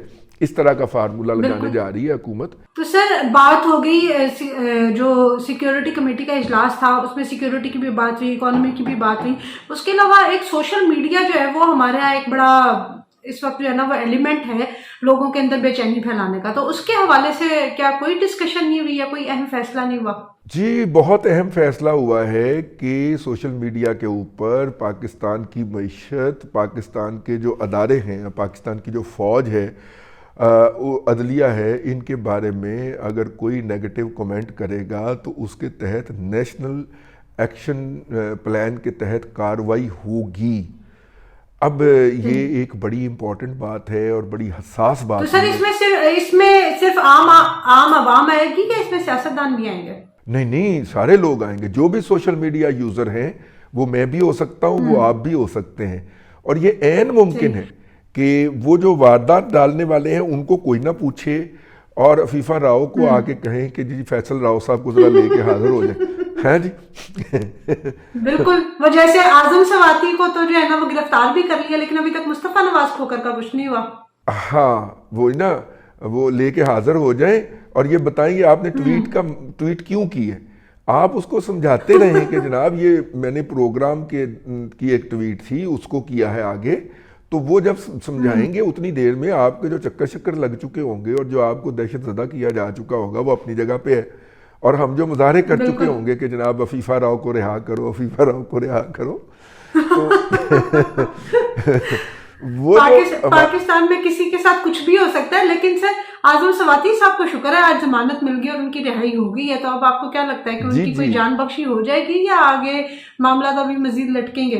देखिए, आजम सवाती साहब जो हैं वो आज खसूसी जेल से इस्लामाबाद से रिहा हुए हैं, उनके साहबजादे ने उनको वसूल किया है, और फिर जब वो जेल से वो CIA सेंटर से बाहर निकले, उन पे फूलों की पत्तियां निछावर हुई हैं, उनको घर ले गए। लेकिन सबसे जो इम्पोर्टेंट बात है वो वही है, वो जो फैसले का हिस्सा बनी है और जिसका अक्स जो है इस्लामाबाद हाई कोर्ट के एक बड़े लोअर कोर्ट के एक रिपोर्टर हैं साकिब साहब, बड़े कॉम्पिटेंट रिपोर्टर हैं, उन्होंने वो अक्स जो है ना वो ट्वीट किया है, जिसके अंदर लिखा हुआ है कि अगर मुल्ज़म ने इस तरह की हरकत दोबारा की, यानी कि ट्वीट करने की, किसी के ख़िलाफ़ किसी को गाली देने वाली ट्वीट करने की तो एक दरख्वास्त देंगे जो मुद्दई हैं, तो इनकी जो ज़मानत है वो वापस हो जाएगी। तो साथ में उनके ऊपर एक तलवार लटका दी गई है कि वो अपना ट्विटर यूज़ करते हुए मोहतात रहें। तो मेरा ख़्याल ये है कि इसके बाद शायद अब वो उतनी एग्रेशन के साथ या उतनी दीदा दलेरी के साथ अपना ट्विटर हैंडल इस्तेमाल ना करें, और नॉर्मली जितने वो बुजुर्ग हैं वो इतने बुजुर्गों से ट्विटर हैंडल वगैरह इस्तेमाल नहीं होते, और जितने को अमीर हैं इस तरह के लोगों ने ज़्यादातर आगे बच्चे रखे होते हैं, जिनमें से ज़्यादातर PTI के लोग हैं, और वो अपने ट्विटर हैंडल को इस्तेमाल करने के लिए, तो उम्मीद है कि उस बच्चे की जो है वो नौकरी ख़त्म हो जाएगी क्योंकि उसने पहले 2 दफ़ा स्वाति साहब को जेल की सैर करवा दी है। बहुत गैर मोहतात ट्वीट था जिसके ऊपर ये FIR दर्ज हुई है स्वाति साहब की। मतलब आप बराह रास्त ओहदे को, अफसर को छोड़े, आप बराह रास्त किसी फर्द को इस तरह की धमकियां, माँ बहन की नंगी गालियां ट्विटर पे नहीं दे सकते जो उन्होंने दी। अच्छा सर, एक और बहुत अहम खबर है कि मुस्लिम लीग नून ने जो है वो अपनी पार्टी की तंजीम नौ की जिम्मेदारियां जो है वो मरियम नवाज साहिबा को दे दी हैं। तो अब आपको लगता है कि मुस्लिम लीग नून के अंदर भी बहुत से लोगों की नौकरियां खत्म हो जाएंगी और बहुत से लोग जो है जो पहले बैक पे थे वो जरा ज्यादा फ्रंट पे आ जाएंगे? मुस्लिम लीग नून का मुस्तकबिल अब आप किस तरह से देख रहे हैं? मरियम नवाज इसको कैसे लेके चलेंगी? इस हवाले से ना बड़ी अजीबो गरीब इंटरनल कॉन्फ्लिक्ट चल रही है इस वक्त PTI के अंदर, और इसीलिए तो मैंने पूछा है, आपके पास मुखबरी जरूर होगी कि किन किन लोगों की नौकरियां खत्म होंगी। नहीं, मेरे पास वो लिस्ट तो नहीं है, लेकिन मुझे इतना पता है कि कितने लोगों को और नौकरियां मिलेंगी। ठीक है, अच्छा चलो, पाकिस्तान में बड़ी बेरोजगारी है, किसी की ऐसी नौकरी लग जाएगी उसकी तो नस्लें संवर जाएंगी। कुछ लम्स ग्रेजुएट हैं जो आपको PTI की क़यादत में बड़े ऊपर आते हुए नजर आएंगे। मैं नाम नहीं लेना चाह रहा, मेरे बड़े अच्छे ताल्लुकात हैं उनसे, लेकिन वो आपको नजर आएंगे ऊपर आते हुए। एक और बात जो है वो ये है कि अपना اس وقت ایک انٹرنل کانفلکٹ تھی. مریم نواز شریف صاحبہ نے یہ جا کے اپنے والد صاحب سے باقاعدہ لابنگ کی ہے اس کی, اور مریم نواز شریف جو ہیں وہ اس پارٹی کے اندر اس گروپ کی نمائندہ تھیں جن کا خیال تھا کہ ہمیں اقتدار کا حصہ نہیں بننا چاہیے, اور اگر بننا بھی پڑ جائے تو ہمیں ڈرائیونگ سیٹ نہیں لینی چاہیے. یہ مریم نواز شریف صاحبہ کا خیال تھا, اور وہ اس پہ آخری دم تک رہیں. لیکن چونکہ ان کے والد صاحب نے یہ فیصلہ کر دیا تھا کہ ہم اقتدار لینے جا رہے اور ڈرائیونگ سیٹ ہمارے پاس ہوگی, تو اس پہ وہ جو تھیں آپ نے دیکھا ہے کہ وہ مطلب الیکشن کے موقع کے اوپر کو تھوڑی سی ایکٹیو ہوئی ہیں, لیکن دوسرے الیکشن کے کو تو وہ درمیان میں چھوڑ کے تو وہ چلی گئی تھی اپنے والد کے پاس, کیونکہ انہیں نتائج کا علم ہو گیا تھا کہ ان الیکشن کے نتائج کیا آ رہے ہیں. اپنا مریم نواز شریف صاحبہ خاتون ہیں تو ان کے ارد گرد ایک سرکل تو خواتین کا بنے گا نا, ایک پہلا جو ہوگا, تو میں ان کی بات کر رہا ہوں. بہرحال میں وہاں سے آگے چلتا ہوں. تو یہ اندر ایک کنٹروورسی کہہ لیں, کنفلکٹ موجود تھا کہ یہ جو ہم نے اقتدار لیا ہے, پی ایم ایل این جو ہے, جو پی ڈی ایم کا حصہ بن کے اقتدار میں آئی ہے, اس سے اس کی سیاست تباہ ہو گئی ہے یا تباہ ہو رہی ہے. اور اس وقت جو ہے مطلب کہ بہت ساری باتیں ان کی نہیں مانی گئیں یا مانی جا رہیں, جیسے کہ پی ٹی آئی کی سوشل میڈیا ٹیم کو جو پنجاب اور کے پی حکومت کے خزانے سے تنخواہیں ملتی ہیں گالیاں دینے کے لیے لوگوں کو, وہ تنخواہیں نہیں روکی جا سکیں. ٹھیک ہے, ہو سکتا ہے اب نیشنل ایکشن پلان کے تحت روکی جائیں, لیکن نہیں روکی جا سکیں. اور وہ اسی طرح ہی سوشل میڈیا کے اوپر سرکاری خزانے سے ٹرینڈز بناتے ہیں, جھوٹ پھیلاتے ہیں, اور یہ سارا کچھ کرتے ہیں. تو یہ بات جو تھی, یہ مریم, یہ ساری باتیں سوچنے کے بعد فیصلہ ہوا کہ مریم اورنگزیب کو سیاست میں زیادہ ایکٹیو رول دے دیا جائے, اور جو چاچو ہیں وہ انتظامی سائیڈ کو دیکھتے رہیں. بیسیکلی یہ وہ والا رول ہے جو کہ نواز شریف صاحب ادا کرتے رہے ہیں پرائم منسٹر بننے سے پہلے. اگر آپ کو یاد ہو تو پنجاب میں چیف منسٹر تھے شہباز شریف صاحب, اور نواز شریف صاحب جو تھے وہ پیچھے بیٹھ کے ایک پولیٹیکل لیڈر کا رول ادا کیا کرتے تھے. سر یہ تو بس کہنے کی بات ہے, پی ٹی آئی میں بھی ہم نے بڑا دیکھا ہے کہ وہ اپنے لیڈران جو کہ اس وقت پی ٹی آئی میں تھے ان کے حوالے سے ان کو جیلیں ہو گئی اور انہوں نے کوئی آواز نہیں اٹھائی. علیم خان کی مثال آپ کے سامنے, وہ اس وقت پی ٹی آئی کا حصہ تھے پر پی ٹی آئی نے ان کے اوپر کوئی آواز نہیں اٹھائی. لیکن مجھے احساس ہے آپ کی طبیعت خراب ہے, آپ کا گلا بھی خراب ہے, پر جاتے جاتے ایک چھوٹا سا سوال میں اور کرنا چاہوں گی کہ مولانا فضل الرحمان صاحب کی طبیعت سنا ہے کہ کافی ناساز ہے, تو اس حوالے سے ہمیں بتائیے گا کہ آپ کے پاس کیا خبر ہے کہ ان کی طبیعت میں کچھ بہتری آئی ہے یا یہ طبیعت کی ناسازی کس وجہ سے ہو گئی؟ دیکھیے مولانا کی طبیعت جو ہے ان کے بارے میں عموماً اطلاع جو ہے وہ ان کے ترجمان دیا کرتے ہیں, لیکن کل یہ پہلا موقع تھا کہ عبدالغفور حیدری صاحب جو کہ سیکرٹری جنرل ہیں پارٹی کے, انہوں نے ان کی طبیعت کی ناسازی کی اطلاع دی. اور ان کی طبیعت ناساز عین اس وقت ہوئی ہے جب یہ نیشنل سیکیورٹی کونسل کا جو ایجنڈا ہے اس کا اعلامیہ فائنل ہو رہا تھا. اور میرے پاس یہ اطلاع ہے کہ کچھ باتیں مولانا فضل الرحمان صاحب جو کہ منوانا چاہ رہی تھی جے یو آئی, وہ نہیں مانی گئی, اور انہوں نے ایک طرح کا اپنی طرف سے کہ مجھے یہ بیانیہ اون نہ کرنا پڑے یا مجھے اس کی سپورٹ نہ کرنی پڑ جائے, وہ غائب ہو گئے, اور انہوں نے کہہ دیا کہ جناب میری طبیعت خراب ہے اور اب میں کسی کنسلٹیشن کے لیے دستیاب نہیں ہوں. ٹھیک ہے, جیسے مجھے اگر پروگرام نہ کرنا ہوا کسی دن آپ کے ساتھ تو میں کہہ دوں گا نا کہ میری طبیعت ٹھیک نہیں ہے. بالکل, دیکھیں گلا خراب میں بھی آپ نے میرے ساتھ پورا ملا کر لیا. اسی طرح مولانا فضل الرحمان نے کہلوا دیا کہ جناب میری طبیعت ٹھیک نہیں ہے, اور میرا خیال ہے کہ یہ مطلب کوئی پریشانی کی بات نہیں ہے, یہ ویسے ہی کرونا ہوا ہے ان کو, جیسے پہلے یہاں پہ سیاستدانوں کو ہوتا رہا ہے کہ جب وہ کسی میٹنگ میں شرکت نہیں کرنی ہوتی تھی. میرا خیال یہ ہے کہ اس وقت پیپلز پارٹی جو ہے وہ ایم کیو ایم کے ساتھ جو کمٹمنٹس ہیں ان سے بیک آؤٹ کر رہی ہے, اور ایم کیو ایم کے ساتھ جو کمٹمنٹس انہوں نے کر لی تھیں پی ڈی ایم کی حکومت بناتے وقت, اس کے گارنٹر جو ہے وہ شہباز شریف صاحب ہیں، اس لیے وہ کمیٹی دوڑی دوڑی گئی ہے MQM کو منانے کے لیے. پیپلز پارٹی MQM کے حوالے سے ایک خبر بہت زیادہ گردش کر رہی ہے کہ شاید دوبارہ سے جو ہے وہ الطاف حسین صاحب کو جو ان کا لیڈر بنائے، ایک مشترکہ لیڈر بنا کے، اور تمام جو MQM کے دھڑے تھے جو دھڑوں میں یہ تقسیم ہو گئی تھی ان کو اکٹھا کرنے کی کوشش کی جا رہی ہے. تو آپ کو لگتا ہے کہ یہ کوشش کچھ کامیاب ہو سکے گی یا اس میں کوئی الطاف بھائی نے ہے؟ اپنا پاسپورٹ وہ مانگ لیا ہے، اور الطاف بھائی جو ہیں وہ اپنا پاسپورٹ جو ہے اگر ان کو مل جاتا ہے تو اس کا مطلب ہوگا کہ وہ آنے کے قابل ہو جائیں گے. ایک بات ہو گئی. جی. دوسری بات یہ ہے کہ MQM نے جو پولیٹکس کی ہے پابندی لگنے سے پہلے، سیاسی سرگرمیوں سے پہلے، جو انہوں نے 86 سے آنورڈ پولیٹکس کی ہے، وہ تو بھائی کراچی والوں کے لیے خاص طور پہ تو، اور پاکستان نے ان کے لیے عام طور پہ ایک ڈراؤنا خواب ہے.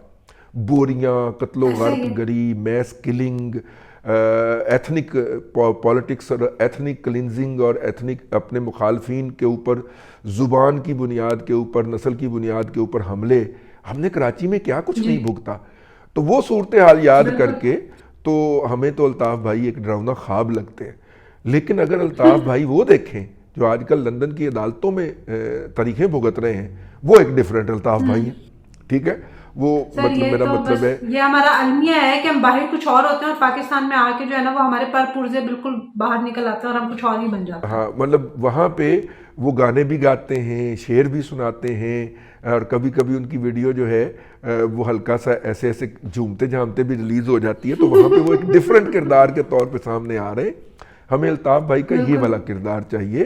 وہ جو بوریوں والا کردار ہے نا کہ آپ کی بوری بھی سلوا دیتے ہیں، اور ماشاءاللہ MQM کے چھوٹے سے چھوٹے جو کارکن لیول کا بندہ بھی آپ کو سوشل میڈیا پہ بوری کا سائز بھجوا رہا ہوتا تھا. یہ میں نے بھگتا ہوا ہے. ٹھیک ہے، یہ فیس بک ٹویٹر کے اوپر ہم نے یہ کچھ بھگتا ہوا ہے.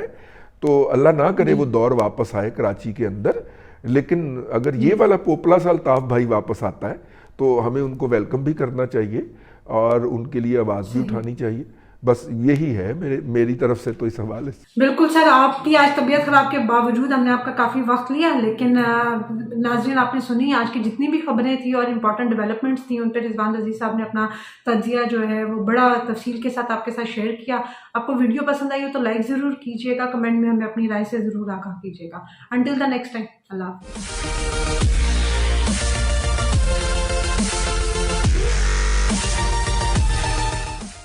انتہا کے جھوٹ بولے. دیکھیں وہ کہتے ہیں 5000 افسروں نے ریزائن کر دیا فوج کے. یہ ملا جمائمہ خان کو لنڈن میں. یہ غلط حرکت کی ہے اور شرمناک آدمی ہے، میں یہی کہہ سکتا ہوں. آپ مجھے تو اس سال بھی الیکشن نظر نہیں آ رہے. اب آپ کو ٹھنڈ پڑ گئی کہ میاں نواز شریف واپس نہیں آ رہے. پرویز الہی کو بھی ڈرامے ختم کرنے چاہیے، عمران خان کو بھی ڈرامے ختم کرنے چاہیے. السلام علیکم ناظرین، آپ دیکھ رہے ہیں مبشر لقمان یوٹیوب چینل. میں ہوں ماہوش تبسم. سر، میجر عادل رجا پر ایک اداکارہ نے اور اس کے بعد ایک آرمی افسر نے بھی حد کی عزت کا کیس دائر کر دیا ہے. سر کیا لگتا ہے کیا انجام ہوگا؟ اب تو ویریفیکیشن بھی ختم کر دی ہے. ویسے سر کیا بڑا غلط ہے، مطلب اس طرح سے کیریکٹر نہیں وہ کیا نہیں ہے، وہ بار بار کر رہا ہے. اس نے کئی باری کیا اور اس نے جھوٹ بولے، انتہا کے جھوٹ بولے. دیکھیں وہ کہتے ہیں 5000 افسروں نے ریزائن کر دیا فوج کے. اور 5000 لائن مین ریزائن نہیں کرتے TNT کے. 5000 جو ہے نا SDO ریزائن نہیں کرتے وابڈا کے. 5000 سرکاری ملازمین ویسے ہی ریزائن نہیں کرتے کسی بھی گریڈ کے. تو خدا کا خوف کریں، آپ یہ فگرز کہاں سے لا رہے ہیں، کیوں لا رہے ہیں؟ ایک نے بھی نہیں کیا. مزے کی بات یہ ہے تو آپ اتنی زیادہ افراتفری اپنی باتوں میں پھیلانے کی کوشش کر رہے ہیں کیونکہ آپ ایکس سروس مین کے اسپوکس پرسن بھی رہے ہیں. تو لوگ سمجھتے ہیں یار آپ کو اندر کی بات پتہ ہے اور آپ صحیح ہوں گے. اور آپ اس ایز اے اسپوکس پرسن آپ نے ایکس سروس مین کو ایک سرٹن لیول پہ بھی لے کے گئے میڈیا پہ. اچھا پھر کیونکہ آپ ایکس فوجی ہیں تو لوگ کہتے ہیں یار ہے تو فوجی کہہ رہے ہیں نا تو پوچھتے ہوئے گا نا انہوں پتہ ہوئے گا کورس میں ٹیکے نے اندر ہے دوست ہے واقف ہے. لیکن یہ وہ آدمی ہے کہ جس نے یہ انسینٹی پلیڈ کی تھی اپنے کیس میں آرمی کے اندر، جب اس نے ایک فوجی کو شہید اور 3 سویلینز کو شہید کر دیا تھا. اور اس نے کہا کہ جی میں سائیکو کیس ہوں، میں پریشان تھا، یہ ہو گیا وہ ہو گیا. پھر کمپیشنٹ گراؤنڈ پہ کہ میری ماں بیوہ ہے، میری بیوی پتہ نہیں یہ تکلیف ہے تو مجھے ریلیز کر دیں. پھر اس کی پینشن بھی وڈرا ہوئی، اس کا بعد میں اس کا CNIC بھی بلاک ہوا, اس کا پاسپورٹ بھی بلاک ہوا. تو یہ سب کچھ اس کے بعد اس نے یہ کرنا شروع کیا زیادہ, اور یا اس سے پہلے بھی کچھ کرنا شروع کر دیا تھا. یہ ملا جمائمہ خان کو لنڈن میں, اس نے اس کے سر پہ ہاتھ رکھا اور اس نے اس کو شاباشی دی کہ ویل ڈن, تم فوج کے خلاف کر رہے ہو, کیونکہ عمران خان کا کروسیڈ ہے وہ. اور پھر اس کے بعد یہ ملا را والوں کو. دیکھیں یہ اوپن اینڈ شٹ چیزیں ہیں, اس میں کوئی یعنی دو رائے نہیں ہے. تو اچھا, اب جو ایکٹریس یا ماڈل ہے, میں ان کو پرسنلی نہیں جانتا, مجھے ان کا انہوں نے ایک بڑے کمال کی ٹویٹ کی, اور میں نے وہ ٹویٹ دیکھی تھی. انہوں نے یہ ٹویٹ کی کہ میں, تمہیں پتہ نہیں ہے کہ میں برٹش سٹیزن بھی ہوں یا UK ریزیڈنٹ بھی ہوں, ٹھیک ہے نا, تو میں تمہیں وہاں پہ بھی آ کے سو کروں گی. تو اب یہ اس کے گلے پڑنے والی چیز ہے, کیونکہ اگر کوئی UK کا ریزیڈنٹ اور یا سٹیزن جو ہے وہ کہتا ہے کہ میں اس سے ہرٹ ہوا ہوں, تو وہ تو عدالتیں وہاں پہ ایک دم سے نوٹس لیتی ہیں. بالکل صحیح, اور سر لینا بھی چاہیے. کوئی طریقہ نہیں ہے کہ اگر کوئی ایکٹریس ہے یا کوئی ماڈل ہے تو آپ اچھا غلطی ہو جاتی ہے, میں نادانستہ طور پہ, مثلا میں آپ کو بتاتا ہوں, میرے سے غلطی ہوئی پرسوں. میں ایک ویڈیو کر رہا تھا خود سے, کل کر رہا تھا یا پرسوں کر رہا تھا, مجھے اب یاد نہیں. اسے میں ساروں کو غصے میں تھا, اور میں ہوں ابھی بھی غصے میں اپنے تمام سیاسی لیڈرز پہ. ایک بھی مجھے تو نہیں صحیح لگ رہا ہے اس وقت, میں اپنی ذات کی بات کر رہا ہوں. اسے میں نے نواز شریف کا نام لیا, عمران خان کا نام لیا, پتہ نہیں شہباز شریف کا لیا کہ نہیں لیا, الطاف حسین کا میں نے لیا, اور میں نے اسفندیار ولی صاحب کا بھی نام لیا کہ ان کے بچے باہر ہیں. آج میں جب اسلام آباد سے آ رہا تھا تو مجھے اجمل ولی صاحب کا فون ہے.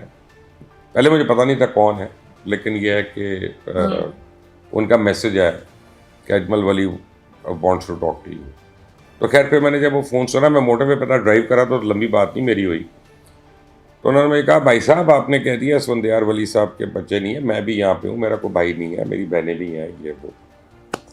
تو میں نے کہا اچھا, میں نے کہا ایم سوری, میں پہلی فرصت میں اس کو ریکٹیفائی کروں گا اگر یہ غلطی ہے. تو میں کر رہا ہوں, میں ٹی وی پہ یا میں اسکرین پہ بیٹھ کے یہ میں بات کہہ رہا ہوں. نادانستہ طور پہ اگر کوئی ہوتی ہے اور آپ اس کو معافی مانگتے ہیں تو وہ برائی نہیں ہے, لیکن جب آپ دانستہ طور پہ کسی کی ذات پہ, اداروں پہ کیچڑ اچھالتے جاتے ہیں تو وہ انیکسکیوزیبل ہوتا ہے. اور سر پورے ٹرینڈز بنے ہیں ان ایکٹریسز کے اوپر, یہ بڑی غلط بات ہے. اور آپ کو میں ایک بات بتاؤں کہ اصل میں ایکٹر یا ایکٹریس جو ہوتے ہیں نا بیچارے, میں ان کو بیچارہ کہہ رہا ہوں, یہ سافٹ ٹارگیٹس ہوتے ہیں, اور یہ بیچارے حساس لوگ ہوتے ہیں. عام آدمی, میں اگر چاہوں بھی تو میں ایکٹنگ نہیں کر سکتا, کیوں, میں اتنا سینسٹیو نہیں ہوں, میں اتنا کریٹیو نہیں ہوں.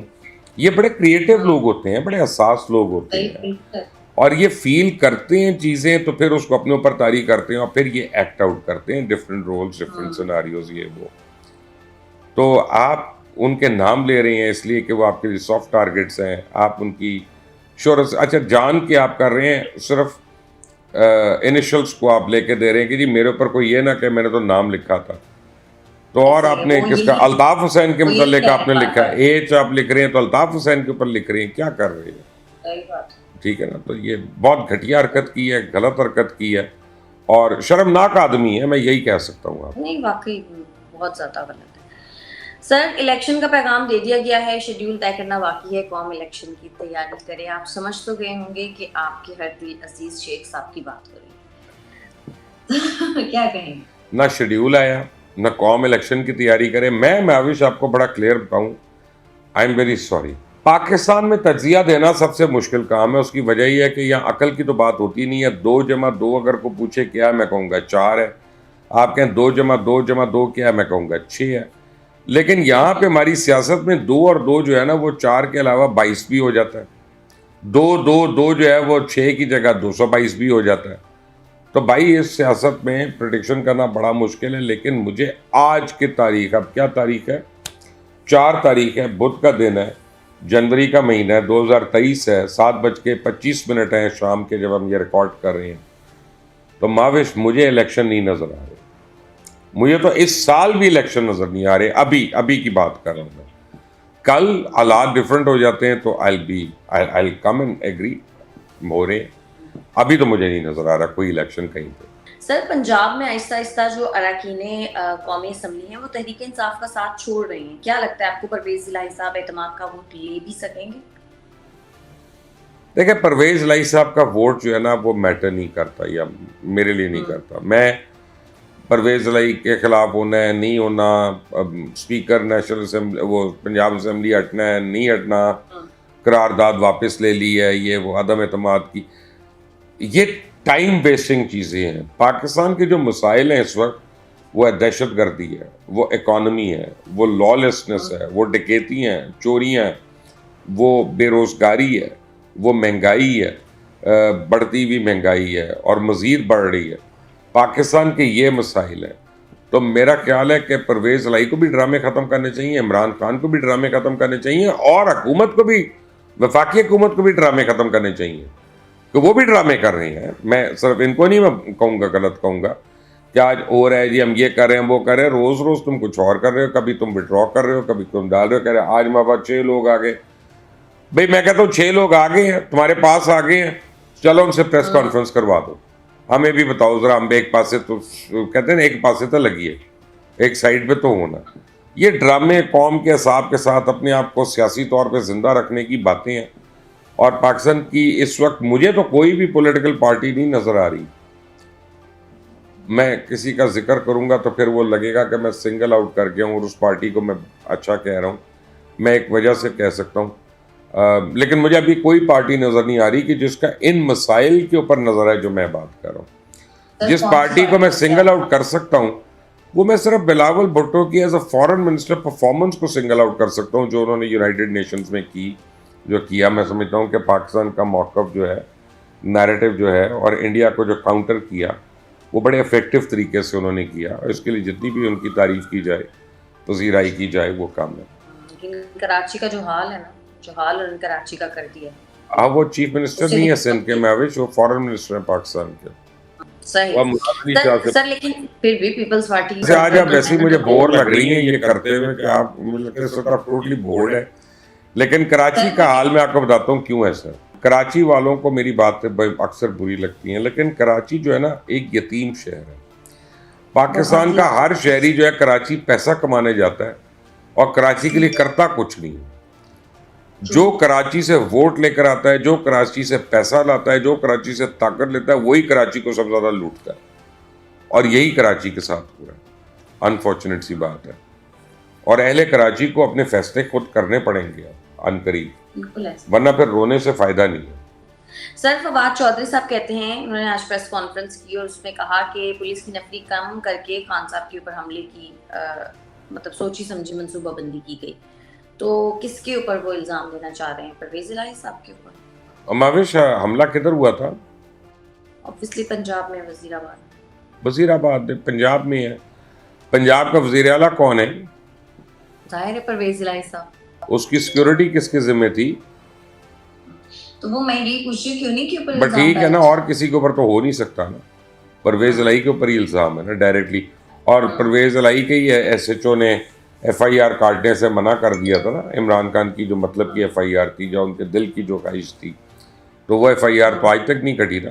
پرویز الہی کٹوا سکتے تھے نا بلوا کے, آئی جی کو بلوا کے. انہوں نے نہیں کیا نا, بلکہ انہوں نے سمجھایا نا کیسے نہیں کاٹنی ایف آئی آر, یہ نہیں کاٹنی, ذرا ٹھہر جائیں. تو اور کون ذمہ دار ہو سکتا ہے پھر؟ یہ فواد چودھری نے ایک ہی طرف اشارہ کیا نا. سر پی ڈی ایم پنجاب میں لڑائی ہو گئی ہے. حسن مرتضیٰ صاحب نے کہا ہے کہ نون لیگ کو نہ وزیر اعلیٰ اور نہ ہی وزیر اعظم کے لیے شریفوں کے علاوہ کوئی امیدوار نظر آتا ہے. وہ کہتے ہیں کہ شریف اقتدار سے اتریں تو ملک سے باہر چلے جاتے ہیں, اور خان صاحب ہوں یا نواز شریف, ان کی اولادیں ملک سے باہر بستی ہیں. کہا تو بالکل صحیح ہے یار, اس میں تو اب میں اسے کیا ڈس ایگری تو نہیں کر سکتا اس شریف آدمی سے. لیکن یہ فیکٹ ہے کہ اب ایک اور بات یہ کہ آپ کو حسن مرتضیٰ نظر آ رہے ہیں, لیکن میں آپ کو واضح طور پہ بتا رہا ہوں کہ پی ایم ایل این کے اندر اور شدید اختلافات ہیں, اور کافی زیادہ اختلافات ہیں. اور ایک ریزن جو عمران خان ابھی تک پنپ رہے ہیں یا گرج رہے ہیں, برس رہے ہیں, اس کی وجہ یہ ہے کہ ان کی جو اپوزیشن ہے جو عمران خان کے خلاف ہے, وہ ان لوگوں کے پاس کوئی جوائنٹ لایا عمل ہی نہیں کہ کاؤنٹر کیسے کرنا ہے, ڈیلیور کیا کرنا ہے. اور اس میں بھی کوئی شک نہیں ہے کہ دیکھیں اگر آج پرویز الہی ہٹ جاتے ہیں تو ہم آ جائیں گے لائن میں, اور کوئی بھی نہیں آنے دیں گے. ادھر کو ہٹتے ہیں شہباز شریف تو وہ بی بی آ جائیں گی, کوئی اور بچہ آ جائے گا, یہ وہ. तो बाकी तो सारे एक फैमिली इनकॉर्पोरेटेड कंपनी बन गया ना, या फैमिली लिमिटेड कंपनी बन गया ना एक ये।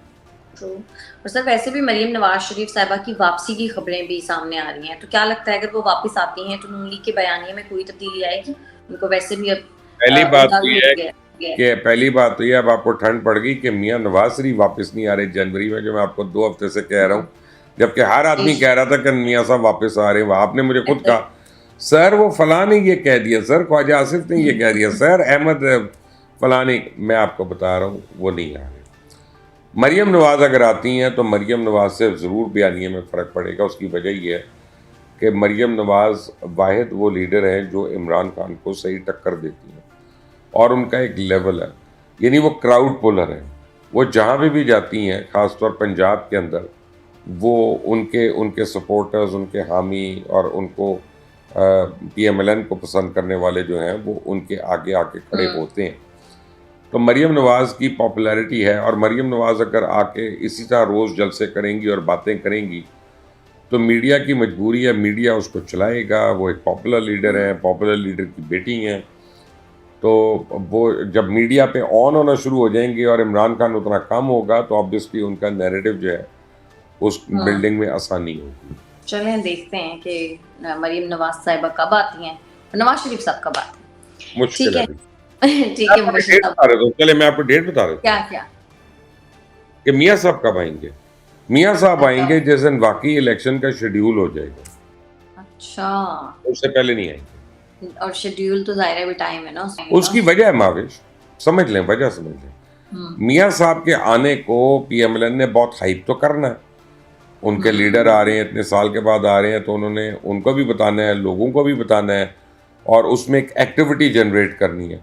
तो उसी एक्टिविटी को वो बिल्डअप कर करके इलेक्शन तक लेके जाना चाहेंगे, इलेक्शन डे तक लेके जाना चाहेंगे। अगर अभी वो आ जाते हैं और इलेक्शन 8 महीने बाद है तो उनका आना और फिर बैठ जाना, वो गुब्बारे में से हवा निकल जाएगी। ट्रू। चलें देखते हैं सर आपकी बात सच होती है या नहीं। नाजरीन, आज के प्रोग्राम से इतना ही। अगर आपको हमारी वीडियो पसंद आती है तो चैनल को कर दें लाइक, सब्सक्राइब और शेयर, और अपनी कीमती राय से हमें ज़रूर आगाह कीजिएगा। हमें इजाज़त दें, अल्लाह बंद करके कोई जरूरत नहीं है एतमाद करने की परवेज इलाही पे। इन पे कड़ी नजर रखो, बस आप देख लें। अब आहिस्ता आहिस्ता खिसक रहे हैं लोग। एक वोट से ये इनकी हुकूमत जो है वो जाती है। आप जीनत अमान से शुरू कर दें, फिर जमाइमा है, फिर वो क्रिस्टीन है, पीता वाइट। जब मेरी ऑडियो लीक्स आई थी, रो के इल्तिजाएं की थी खान साहब से। मैंने FIA में 3 दफा मैंने जाकर कंप्लेंट की थी। मैं तो यही कहा था कि भी उनके पास रूहानी ताकत है और उनको पहले से पता चल जाता है। मुझे तो खुद नईमुल हक साहब ने भी बताया था कि ये ऑडियो लीक्स मौजूद हैं। कोई अपने साथ इनकी बहुत नजदीक कोई होती थी, मेड या कोई इस तरह से जो इनके साथ हर वक्त रहती थी, उन्होंने भी रिकॉर्डिंग्स आगे भेजी थी। आप खुद कुर्बत चाहती थी खान साहब की, इस वजह से आप बुशरा बीबी पे ये इल्जामात लगाती हैं, खान साहब पे ये इल्जामात लगाती हैं। मुझे धेले का फर्क नहीं पड़ता इस चीज से। रमल जो है वो ट्रांसजेंडर हैं और वो भी हमारी पार्टी पे बड़ी तेजी से ऊपर गई थी।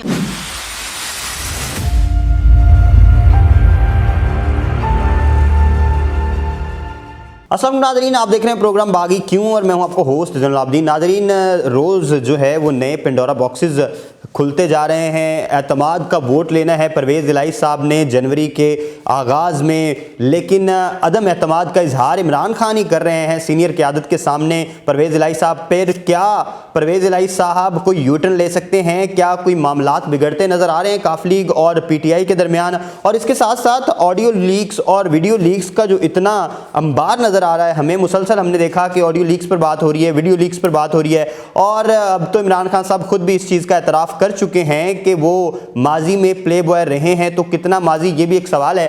उज़मा कारदार साहिबा हमारे साथ मौजूद हैं और शायद वो सबसे अच्छा उस दौर को जानती हैं जबकि ये ऑडियो लीक्स हैं, जबकि ये वीडियो लीक्स के बारे में बात हो रही है, और जब इमरान खान साहब प्ले बॉय रहने का दावा कर चुके हैं। तो मैडम बहुत शुक्रिया, आप तशरीफ़ लाई। जी बहुत शुक्रिया मुझे इनवाइट करने का ज़ैन। मैडम ये बताइएगा कि आप क्या समझती हैं परवेज़ इलाही साहब के बारे में? अब इमरान खान صاحب جو ہیں وہ عدم اعتماد کا اظہار کر رہے ہیں سینئر قیادت کے خلاف. جو سامنے ہے انہوں نے بات کی ہے اس میں وہ کہہ رہے ہیں کہ پرویز الہی صاحب جو ہیں وہ اقتدار کے لیے کچھ بھی کر سکتے ہیں, اپنے مفادات کے لیے کچھ بھی کر سکتے ہیں. آپ کا کیا خیال ہے, اعتماد کے ووٹ سے پہلے کوئی عدم اعتماد والا سین تو نہیں بن رہا؟ جی آپ یہ بتائیں کہ ایک جو غیر فطری اتحاد تھا وہ کب تک چل سکتا تھا؟ میں ایز این ایم پی اے میں 2018 سے میں دیکھ رہی ہوں کہ بڑی مجبوری سے انہوں نے پرویز الہی کو پہلے تو اسپیکر بنوایا تھا, پھر 3.5 سال دونوں میں نہایت مسٹرسٹ تھا, بالکل ایک دوسرے پہ اعتبار نہیں تھا. پرویز الہی صاحب نے جا کے خیر سگالی کی دعائیں زرداری صاحب کے ساتھ کی تو اس وقت آپ دیکھیں کہ وہ ایک بلیک میلنگ ٹیکٹک تھا, کیونکہ وہ پرویز الہی پورے 1.5 سال سے خان صاحب سے کہہ رہے تھے کہ پنجاب کے حالات بہت خراب ہیں, آپ مجھے چیف منسٹر بنا دیں تو میں کچھ بہتری لانے کی کوشش کروں گا. لیکن خان صاحب کے کان پہ جو نہیں رینگ رہی تھی, وہ کہتے تھے بس میرا وسیم اکرم پلس ہے, وہ چاہے آپ الٹا لٹک جائیں وہ چیف منسٹر ہی رہیں گے. میڈم آپ کہہ رہی ہیں کہ بلیک میل ہوتے رہے ہیں, تو عمران خان صاحب تو جلسے جلوسوں میں خطابات میں کہتے تھے کہ نہ میں کبھی کسی کے سامنے جھکا ہوں اور نہ اپنی قوم کو جھکنے دوں گا. تو آپ مجھے یہ بتائیں زین, جو خان صاحب بات کر رہے ہیں آپ کو ان کے اوپر یقین آ گیا؟ آپ یار بیٹھے بٹھائے خان صاحب کی ہر بات پہ یقین کر کے بیٹھ جاتے ہیں, وہ تو صبح کچھ بولتے ہیں, دوپہر کو کچھ بولتے ہیں, رات کو وہ کچھ اور بول دیتے ہیں. اب آج تو کمال ہی ہو گیا نا, آج خان صاحب نے حد ہی کر دی, اپنی سینئر لیڈرشپ کو کہا کہ بھئی یہ آنکھیں بند کر کے کوئی ضرورت نہیں ہے اعتماد کرنے کی پرویز الہی پہ, ان پہ کڑی نظر رکھو اور دیکھو یہ اندر سے کر کیا رہے ہیں. تو یہ نظر کون رکھے گا ویسے میڈم, یہ نظر کون رکھے گا, یہ نظر کون رکھے گا؟ یہ نظر رکھیں گے پی ٹی آئی کے جو وہاں پہ بیٹھے ہوئے نا 170 ایم پی ایز جن کے اوپر راج پرویز الہی کر رہے ہیں. اور اب مزے کی بات یہ ہے کہ وہ جو ڈارلنگ تھا ان کا عمران خان کا جو مونس, وہ جا کے اسپیک کر رہا ہے بیٹھ کے, اس کو کوئی فکر فاقہ نہیں کہ یہاں پہ کیا ہو رہا ہے, وہ مزے کر رہا ہے جا کے دوستوں کے ساتھ. تو آپ خود ہی سے اندازہ لگائیں کہ سچویشن ہے کیا وہاں پہ.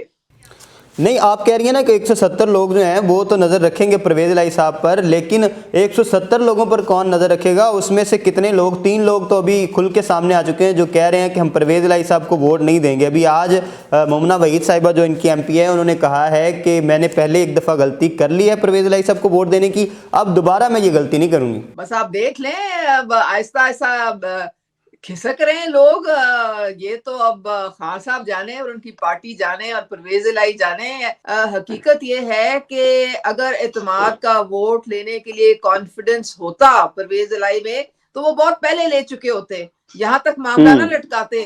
3 دفعہ تو وہ اپنی پارلیمانی پارٹی کا اجلاس ملتوی کر چکے ہیں. وہ کس لیے کیا تھا؟ وہ اسی لیے کیا تھا نا کہ نمبر گیم ہی نہیں پوری ہو رہی ان کی. بار بار فواد چودھری نے بھی اور ان لوگوں نے کہا ہے کہ جی ہمارے پاس 187 ہے, تو 186 کے بعد 187 یعنی کہ ایک ووٹ سے یہ ان کی حکومت جو ہے وہ جاتی ہے. تو ایک ووٹ ادھر ادھر کرنا کون سا مشکل ہوتا ہے جی. ایک ووٹ, وہ نانا پاٹیکر والا جو ہے نا, وہ مچھر کی جیسے مثال دیتے ہیں, تو ایک ووٹ بندے کو وزیر اعلیٰ سے واپس ایم پی اے بنا دیتا ہے. ہاں یہ بات ہے ساری. عمران خان صاحب کہہ رہے ہیں کہ میں ماضی میں پلے بوائے رہا ہوں, تو یہ کتنا ماضی ہے؟ ماضی تو جو کل گزرا دن ہے وہ بھی ہے, تو آپ کیا سمجھتی ہیں کب تک رہے ہیں؟ تو ان کی تو ایک انٹرنیشنلی بہت ساری خواتین کے ساتھ ان کی ایسوسیشن رہی ہے. وہ آپ زینت امان سے شروع کر دیں, پھر جمائمہ ہے, پھر وہ کرسٹین ہے, بہت آپ سیتا وائٹ ہے, مطلب بہت ساری خواتین ہیں, کوئی ایک تو نہیں ہے. آپ کی تو آپ تو اس عمر کے حصے میں پہنچ گئے جب آپ بزرگوں میں شامل ہونے والے ہیں, بلکہ ہو چکے ہیں. تو جو یوتھ ہے, جو ینگ ہے, اس کے لیے تو پھر پلے بوائے بننا جو ہے وہ بڑا ایک مارکا ہے اور بڑا پازیٹیو ایک پیغام آپ نے دیا ہے. تو پھر ساری یوتھ کا جو ایک مورل کوڈ ہے وہ تو کرپٹ ہو گیا نا. آڈیو لیکس آپ نے بھی سنی ہوگی, اور مبینہ آڈیو لیکس کہتے ہیں, کیونکہ ابھی تک فورینزک نہیں کروا رہی پی ٹی آئی. تو آپ کیا سمجھتی ہیں ان آڈیو لیکس میں, آپ کو لگتا ہے کہ یہ ریئل ہیں یا فیک ہیں؟ کیونکہ آپ سے بھی کچھ آڈیوز منسوب کی گئی تھیں اور آپ نے ان کا فورینزک کروایا اور آپ بچ بھی گئی اس معاملے میں سارے میں, اور وہ آپ کہتی ہیں کہ فیک ثابت ہوئیں. تو آپ کیا سمجھتی ہیں یہ آڈیوز جو ہیں یہ آپ کو فیک لگتی ہیں یا کسی حد تک ٹھیک ہیں؟ زین دیکھیں یہ سارا مکافات عمل ہے. جب میری آڈیو لیکس آئی تھیں تو میں نے رو رو کے التجائیں کی تھی خان صاحب سے. میں نے ایف آئی اے میں 3 دفعہ میں نے جا کے کمپلینٹ کی تھی کہ میرا یہ موبائل لے لیں, اس کا فورینزک کرائیں, یہ میرے خلاف سازش ہوئی ہے. بیچ میں بہت سارا مواد جو ہے ڈب کر کے ڈالا گیا ہے اور یہ کالر آئی ڈی بیچ میں سے کاٹ دی گئی ہے.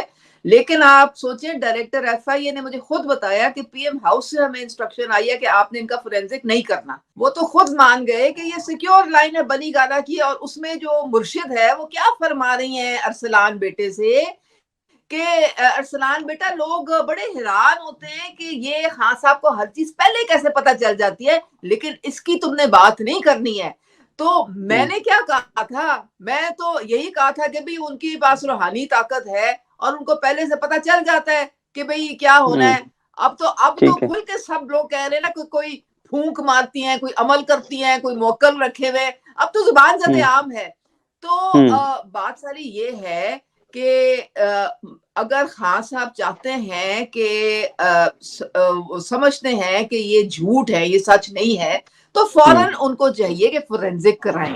باہر جمائمہ کو بھیج دیں, وہ کرا دے گی انگلینڈ میں, امریکہ بھیج دے, اور ہر جگہ تو انہوں نے اپنا وہ رکھا ہوا ہے اوورسیز کا. وہ روز جو ہے وہ ڈرامہ بول رہے ہوتے ہیں کہ میں سارے اوورسیز کا ووٹ میرا ہے, تو وہ فورینزک کرا کے بھیج دیں, اور جو رپورٹس آئیں گی پھر وہ قوم کے سامنے رکھیں. قوم جاننا چاہتی ہے کہ سچ کیا ہے اور جھوٹ کیا ہے.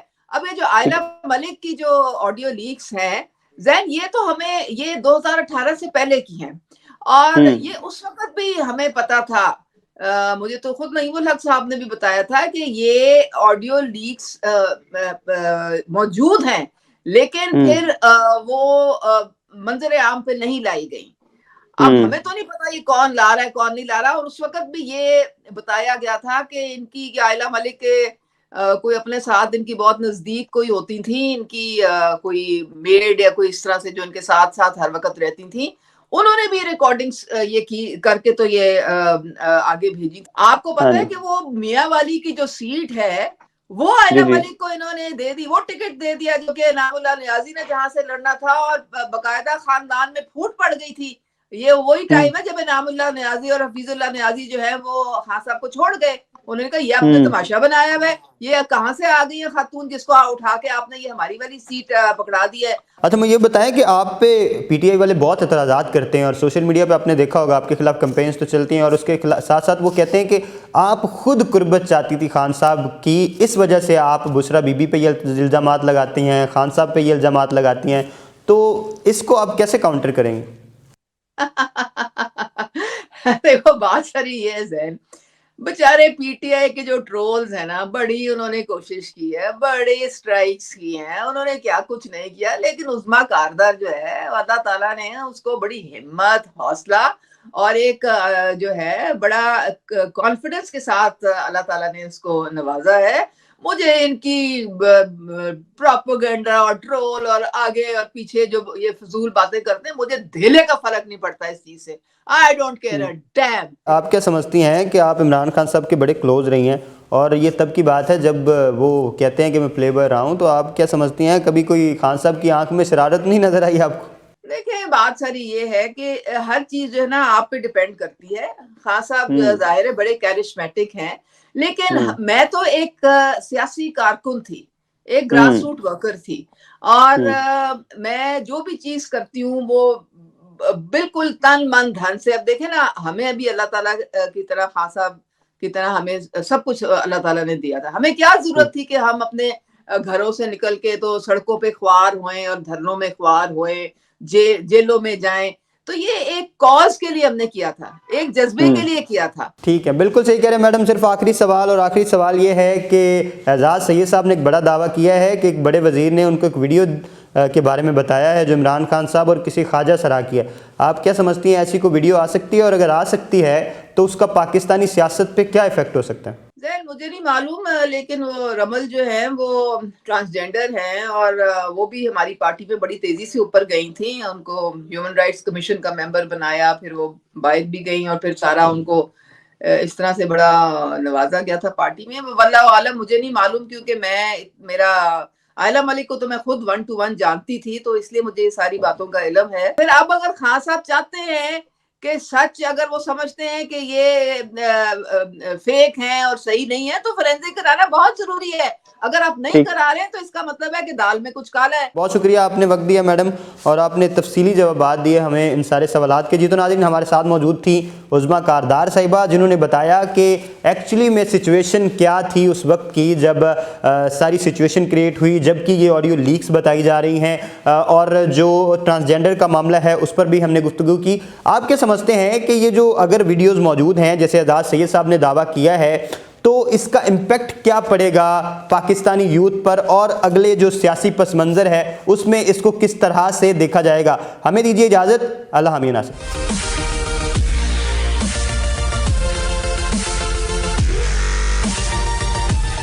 हाँ साहब, वज़ीर आज़म हाउस तो एक डायरी लैके निकले थे, ये बाद पता लगा सारे खुसरियां दे नंबर रखे। आजकल खान साहब की बड़ी लीक हो रही है ना, ऑडियो लीक की, उन्होंने लीक की कहते हैं। पंजाब की हुकूमत इस वक्त पंजाब में बैठकर पंजाब के साथ ज्यादती कर रही है। एक ही चलगोज़ा लें क्योंकि 9,000 रुपये का किलो है, और ज़रा शापर डबल करवा लें। वो आपस में 4-5 दोस्त है बैठे, वो हम आपस में डिवाइड कर लेंगे। कि आप अखरोट वगैरह ने तो गल चनोजे दी कर रहे हैं।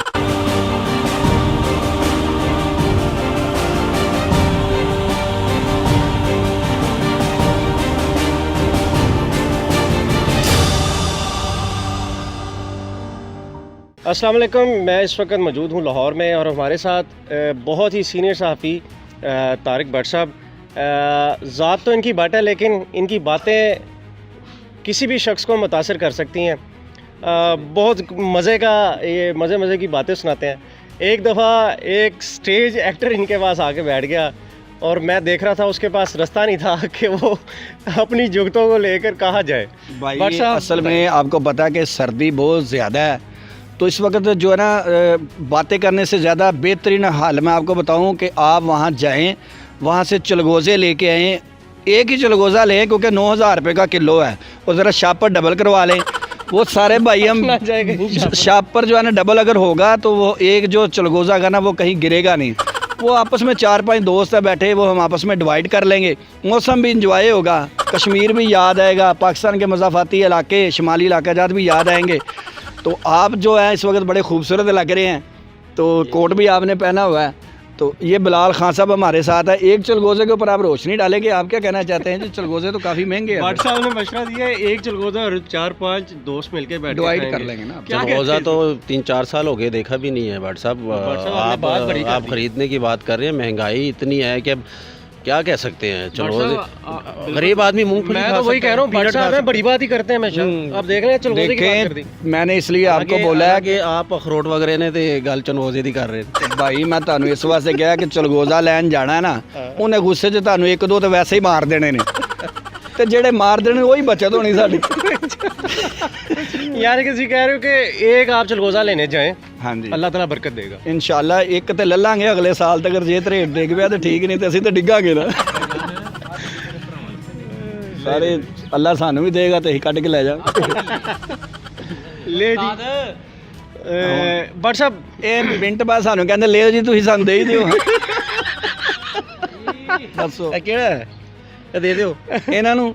ਇੱਕ ਬੰਦੇ ਨੇ ਸਿਗਰਟ ਫੜਾਤੀ, ਉਹਨੇ ਕਿਹਾ ਲੈ ਫੜ ਪੀ, ਕਹਿੰਦਾ ਮੈਂ ਪਸ਼ੌਰ ਜਾਣਾ, ਕਹਿੰਦਾ 1 ਲੀਟਰ ਚ ਕਿੰਨੀ ਕੁ ਕਰ ਲੇਗੀ, ਇਹ ਲੈ ਕੇ ਟੁਰ ਪਏ।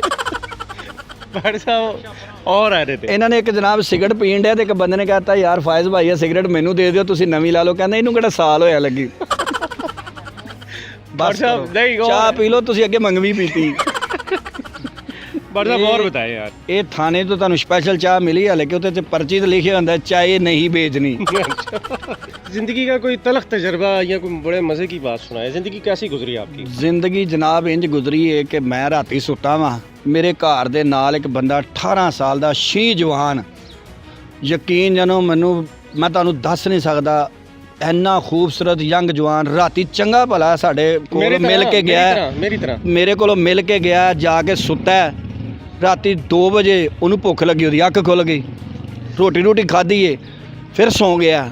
ਫਿਰ ਉਹਨੂੰ ਪਤਾ ਨਹੀਂ ਕੀ ਹੋਇਆ, ਅਚਾਨਕ ਹੀ ਤੇ ਇਹ ਉਹ ਮਹਿਮੂਦ ਦਾ ਸਵੇਰੇ ਐਲਾਨ ਹੋ ਗਿਆ ਕਿ ਜਨਾਬ ਉਹ ਬੰਦਿਆਂ ਨੂੰ ਨਾਸ਼ਤੇ ਦੀ ਤਲਬ ਹੈ, ਅਗਰ ਕਿਸੇ ਨੇ ਬਣਾਇਆ ਤੇ ਟਾਈਮ ਨਾਲ ਉਹਦੇ ਘਰ ਦੇਖੋ ਨਾ, ਜਵਾਨ ਬੰਦਾ ਹੈ, ਅੱਲਾਹ ਤਾਲਾ ਮਾਫ ਕਰੇ, ਜਵਾਨ ਬੰਦੇ ਨੂੰ ਕਿਸੇ ਟਾਈਮ ਵੀ ਭੁੱਖ ਲੱਗ ਸਕਦੀ। ਡਾਕਟਰ ਸਾਹਿਬ ਇਹ ਯਾਨੀ ਕਿ ਤੁਹਾਡੇ ਘਰ ਦੇ ਨਾਲ ਦੀਆਂ ਤੁਹਾਡੇ ਘਰ ਦਾ ਵਾਕਿਆ ਹੁਣ ਸਰ ਮੇਰੇ ਘਰ ਦਾ ਵਾਕਿਆ, ਮੈਂ ਤੇ ਟਾਈਮ ਨਾਲ 6 ਵਜੇ ਉੱਠ ਕੇ ਖਾ ਪੀ ਲੈਣਾ ਹੁੰਦਾ।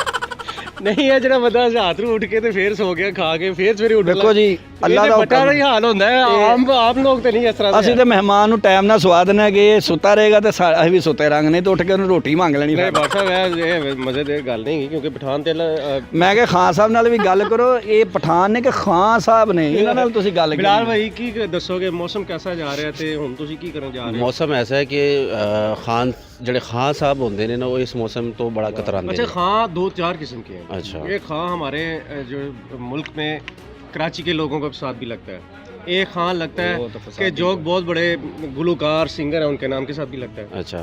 एक खान जो है पख्तून है। एक जमान पार्क भी लगता है ना, वहाँ पर भी एक खान वो भी हाँ वो भी आजकल तो वो भी जो न्याजी जिनको बोला जाता है। खान साहब जनाब करो, कौन से खान है आप? ਡੈਰੀ ਲੈ ਕੇ ਨਿਕਲੇ ਖੁਸਰਿਆਂ ਦੇ ਨੰਬਰ ਲੈ सुन लो।